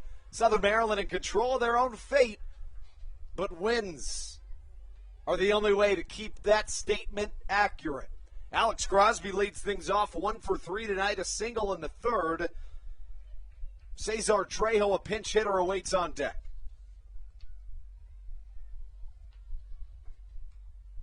New arm on the mound for the Lexington Legends. Means Zach Westcott's night over. Give you the final line on him. 7 innings pitched for the right-hander, just a couple of home runs allowed. Found himself allowing 8 hits, 5 runs, all of them earned in the game. 2 walks, 5 strikeouts as Crosby grounds one to the second base side. Aklinski fields and fires over to first for out number 1. Brett Snyder takes the mound for the Lexington Legends here in his 18th appearance of the year, 17th as a reliever. No wins or losses, a 4.61 ERA on the season.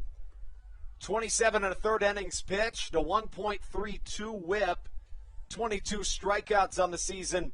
How about 7 home runs allowed, though, in 27 1/3 innings? That's really the only flaw you can find on his line score as Cesar Trejo comes up. Trejo in a pinch hit spot here in the bottom of the 8th. Southern Maryland could certainly take an insurance run. Matt Latos warming in the Blue Crabs bullpen as we speak. A save opportunity in the works. Schneider's first pitch to Trejo in there for a strike. And we have a run scored in the York-Long Island game. York now up 1-0 in the top of the 4th inning. So finally a run on the board, and that one was scoreless through 3. Of course, a huge game to watch for this Blue Crab squad here this evening. 1-1 the count. Big number on the night for the Blue Crabs. Their pitching staff has been clutch with runners in scoring position. The Legends 0 for 10 with runners in scoring position this evening. Trejo sees a cutter miss outside. 2-1 the count. Cesar Trejo traded to the Blue Crabs back on June the 29th. 19 stolen bases on the year. That's the best on this Blue Crab squad. Grounder to the left side, fielding it short is Ben Aklinski, who throws over to first base for out number 2.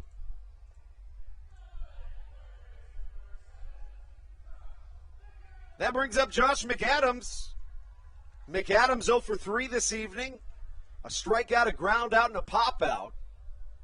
Had one of the biggest swings of the Blue Crabs season the other day against the High Point Rockers when he hit that grand slam that really tilted the momentum into the Blue Crabs' favor, eventually giving them a series win and a pivotal one at that.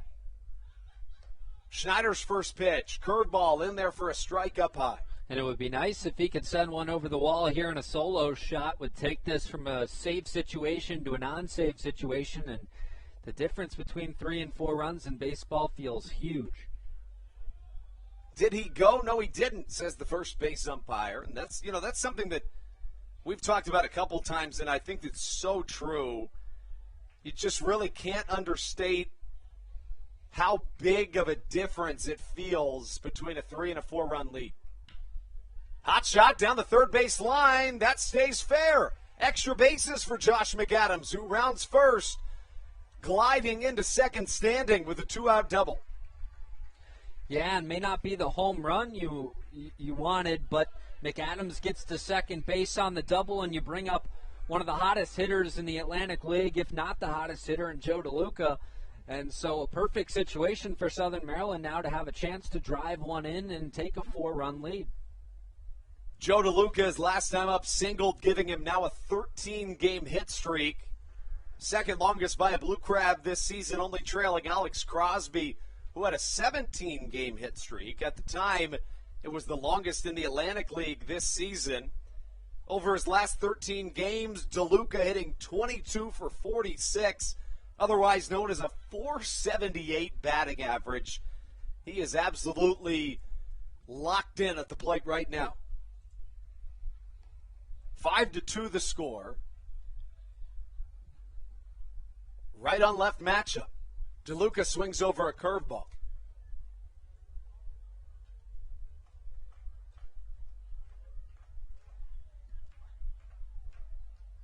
Joe DeLuca, native of Cicero, New York, switch hitting catcher. A guy that really provides on the offensive end.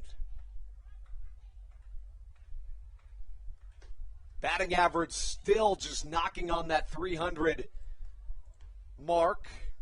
299 he sits. You know, it's Halloween night here at the ballpark, and if you look out towards left, right above that Proflex sign, you can see a cloud just about 100 feet in the air. And I don't know about you, Brandon, but that seems about right for Halloween night. A little ominous, yeah. This one comes in and hits Joe DeLuca. I don't know that I've ever seen a cloud that low. Not here at Regency Furniture Stadium, at least. And I don't know if we saw any clouds until about now in this game. It was pretty clear skies early on. This inning extended. 2 quick outs from Schneider turns into a double and a hit by pitch.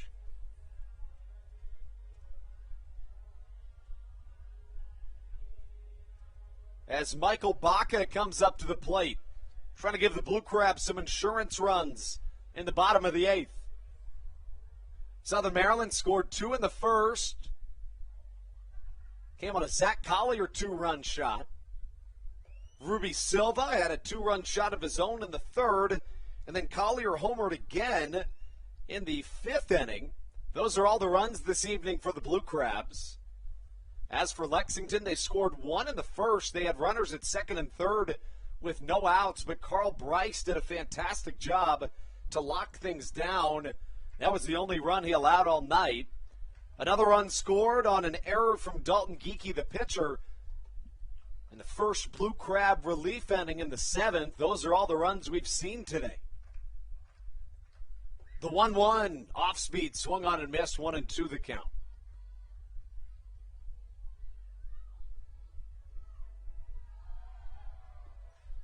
Matt Latos continues to warm in the Blue Crabs bullpen. Michael Baca waves the bat above his head. A look back to second from Schneider. Off-speed pitch misses outside as the count draws even at 2s. Michael Baca this evening finds himself 0 for 3, a strikeout in the 2nd. Trying to pick up his first hit of this ballgame. The 2-2. Right back up the middle, and it gets through. Waving around third is Josh McAdams. No throw from Darian Sanford. 6-2 Blue Crabs here in the 8th. Takes away the save situation there for Matt Latos, and we talked about it just a moment ago. A huge run for Southern Maryland moving into that 9th inning. And, you know, just the difference between a 3 and 4 run deficit, massive in baseball. So with Matt Latos especially, one of the best closers in the Atlantic League, coming on after this inning, it's going to be a good situation now for Southern Maryland in that top of the 9th. The Blue Crabs now 6 runs on 10 hits, 2 errors. The Lexington Legends 2 runs on 3 hits, no errors to this point. Carl Bryce allowed just 1 hit in 6 innings pitched. Did walk 6, but allowed just 1 run in his first quality start of the season. Matt Hibbert up to the plate. Hibbert this evening, 1 for 3, also drew a walk. Just a guy that reaches base a ton for this Southern Maryland team. Hibbert enters play as a .271 hitter, riding a 3-game hit streak, now at 4 thanks to his single earlier today.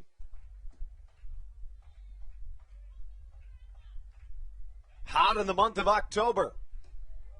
Snap throw down to first. I think he could have had him if he would have laid down that tag, but Dennis Phipps did not.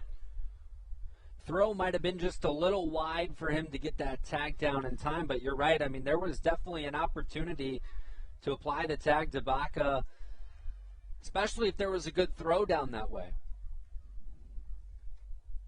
2 balls, no strikes to Matt Hibbert. Trying to add some more insurance runs here in the 8th. A 2-out rally from Southern Maryland. Look back to second. Here comes the pitch.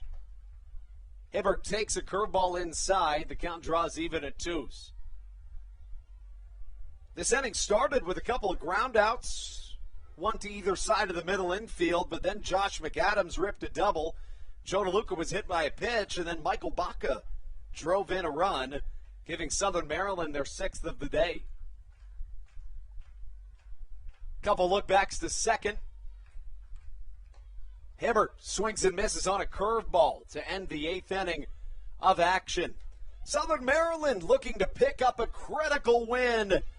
It would be their 60th of this 2021 campaign. Looking to get it done with Matt Latos on the mound when we return on your home for Blue Crabs Baseball, the one and only Hometown Real Estate Broadcast Network. This is Josh McAdams, and you're listening to the Hometown Real Estate Broadcast Network. Did you know that the Washington, D.C. metro area is the 5th most expensive place to live in the entire United States of America? Sometimes finding affordable housing in this area can feel impossible. If you're struggling to find affordable housing, look no further than the Villages of St. Charles by Ross Properties. You can visit them online at villagesatstcharles.com for more information today. Villages of St. Charles. They'll have you safe at home. There's nothing quite like when the Blue Crabs retire the side. At Wealth Management Partners, they're on your side for your retirement planning needs. It's never too early to start planning your retirement.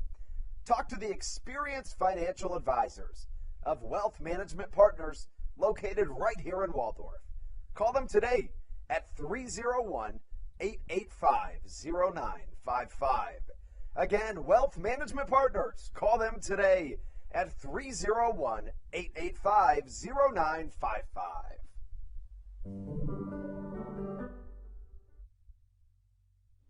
This is Matt Latos, and you're listening to the Hometown Real Estate Broadcast Network. Matt Latos welcomes himself into this 9th inning of action here at the Reg in Waldorf. Matt Latos, the 9-year MLB veteran, will see the 9 make that the 8-9-1 of this Lexington lineup. Things start off with Breland Almadova, continue with Ben Fornacci and Darian Sanford.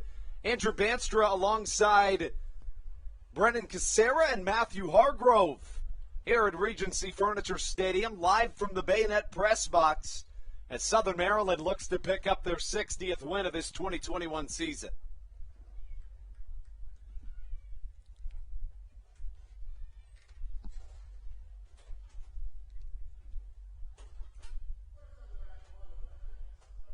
(6-2) Blue Crabs the score, having allowed just 3 hits to this point in the contest.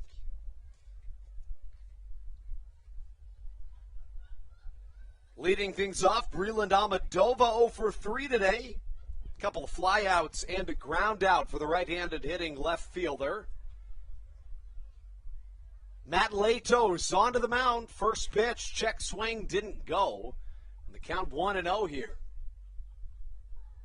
The numbers for Matt Latos on the season, 2-5 with a 2.95 ERA, 22 for 23 in save opportunities, of which this is not a 4-run lead for the Legends. I beg your pardon, for the Blue Crabs over the Legends. 1-0, hit to the third base side. McAdams backing up, firing across the infield for out number 1. And that arguably the biggest out of the inning, getting that first guy out. So important for the confidence, although I don't know that Matt Latos needs any extra confidence out there on the mound, but adds a little confidence for you on the Southern Maryland side. Now you try and go get 2 more and pick up that win. Last time out for Latos was hitless and really runnerless. 2 strikeouts back on September. Make that October the 6th. 44 strikeouts in under 40 innings this season for Latos. High fly over our heads in the Bayonet press box as the 9-hole hitter Ben Fornacci comes up to the plate. Here in the 9th inning, Fornacci has yet to record a at-bat. He's walked in each of his plate appearances to this point. Unlikely with Latos on the mound. To the left side once more. McAdams on the run. Throws across the infield again. 2 quick groundouts for Matt Latos. Puts the Legends down to their final out here on a Friday night. And how about this, Andrew? It looks like, we'll be on pace for 3 straight games, I believe, right around or under 3 hours. This week we had some quick games against the High Point Rockers, and now if Latos is able to get the final out of this inning, provided that being with the lead, of course, then this game will be under 3 hours as well. Still about 17 minutes or so before we reach that 3-hour mark. Especially after that series with Lancaster that each game averaged, 4 hours? Just about. We were talking with the play-by-play man for the Lancaster Barnstormers and Dave Collins, and he said, I think they average about 25 more minutes a game than everyone else in the Atlantic League. It is absurd. The 0-1. Down the first baseline foul. No balls and 2 strikes to Darian Sanford, who's been productive this evening. Finds himself 1 for 2. Also had a sacrifice bunt. In addition to a walk drawn and a run scored. No balls, 2 strikes. Latos trying to shut this thing down in the top half of the 9th. Out of the windup. Splitter misses inside. I beg your pardon, a little low. As for Matt Latos, the reigning Atlantic League reliever of the year and all-star in 2019, would have been in 2021 too if there was an all-star game. A ball and 2 strikes the count. Latos glove in front of the face on his way home. Swing and a miss. A strikeout for Matt Latos in their signature celebration. Puts a stamp on a Blue Crabs victory. And we can take a deep breath of fresh air as Southern Maryland picks up a critically important win here in Waldorf. We welcome Matthew Hargrove back onto the Hometown Real Estate Broadcast Network as we see this one come to a close. And guys, it was a little bit nerve-wracking for a little bit there, especially in the first. But what a win it was. Matthew, you're looking at a Blue Crabs team that, I don't know if it's necessarily true, but the 3 of us kind of think so, in that this game was the most important one in terms of getting over that hump. Yeah, it was, because this win tonight can kind of allow you to relax a little bit more. It's kind of, it's similar to the 9th inning, getting that first out. It just allows everyone to calm down on the field. And if they lose tonight, then you put the pressure on your shoulders of knowing that you pretty much have to win every single game up to this point, including a doubleheader matchup tomorrow. And we all know how hard it is to win back-to-back games in a doubleheader. So by getting this win in very convincingly, the home runs tonight by Collier and Silva, 2 by Collier. You know that the power's there. You know the offense is going to do it, but it starts with the pitching, and that was one of our keys tonight. Carl Bryce getting into the 5th inning, and he was able to do that and some. And, Brendan, when you look at this Blue Crabs team having won Game 1 of the series, it shrinks the series in many ways because you can look at it from a completely different perspective. In all likelihood, Southern Maryland needed to win 3 of 4 in this series, and now you're looking at needing to win probably just 2 of 3. Yeah, and you're right about that, Andrew. And we were talking about it in between one of the breaks. Just if Southern Maryland was able to hold on no matter what happens in that York-Long Island game, of course, one of those two teams is going to win. So you kind of push that game aside for the night. You know, you watch it and see who wins, obviously. But, you know, it's not of the utmost importance tonight specifically because, you know, with Southern Maryland, they get the win. That's the most important thing. And they inch closer to that undefeated weekend that they need. So a win tonight for Southern Maryland, despite whatever happens in that game, should likely increase their chances of making the postseason, although marginally it should increase their chances to make the playoffs. And so, you know, a good night for Southern Maryland all around. And we obviously mention, you know, paying attention to that York-Long Island series a lot, but the hope remains that at least Southern Maryland can get 3 out of 4, if not all 4. And, you know, Matthew, when you look at the result of this game being that the Blue Crabs are the only team that have completed their game right now, it kind of provides some insight as to what the playoff situation is, being that as we speak for the moment being, the Blue Crabs, the Revolution, and the and the Long Island Ducks are all tied for first place, and the Blue Crabs have the tiebreaker over both of those teams. Yeah, it's great to look at the standings right now and see that everyone's tied, but you have to remember, I hate to be this guy, but you have to remember by the end of the night there is going to be at least one team that is above the Southern Maryland Blue Crabs, and the doubleheader tomorrow, just like tonight, allowed everyone to calm down and kind of took the pressure off for the rest of the series.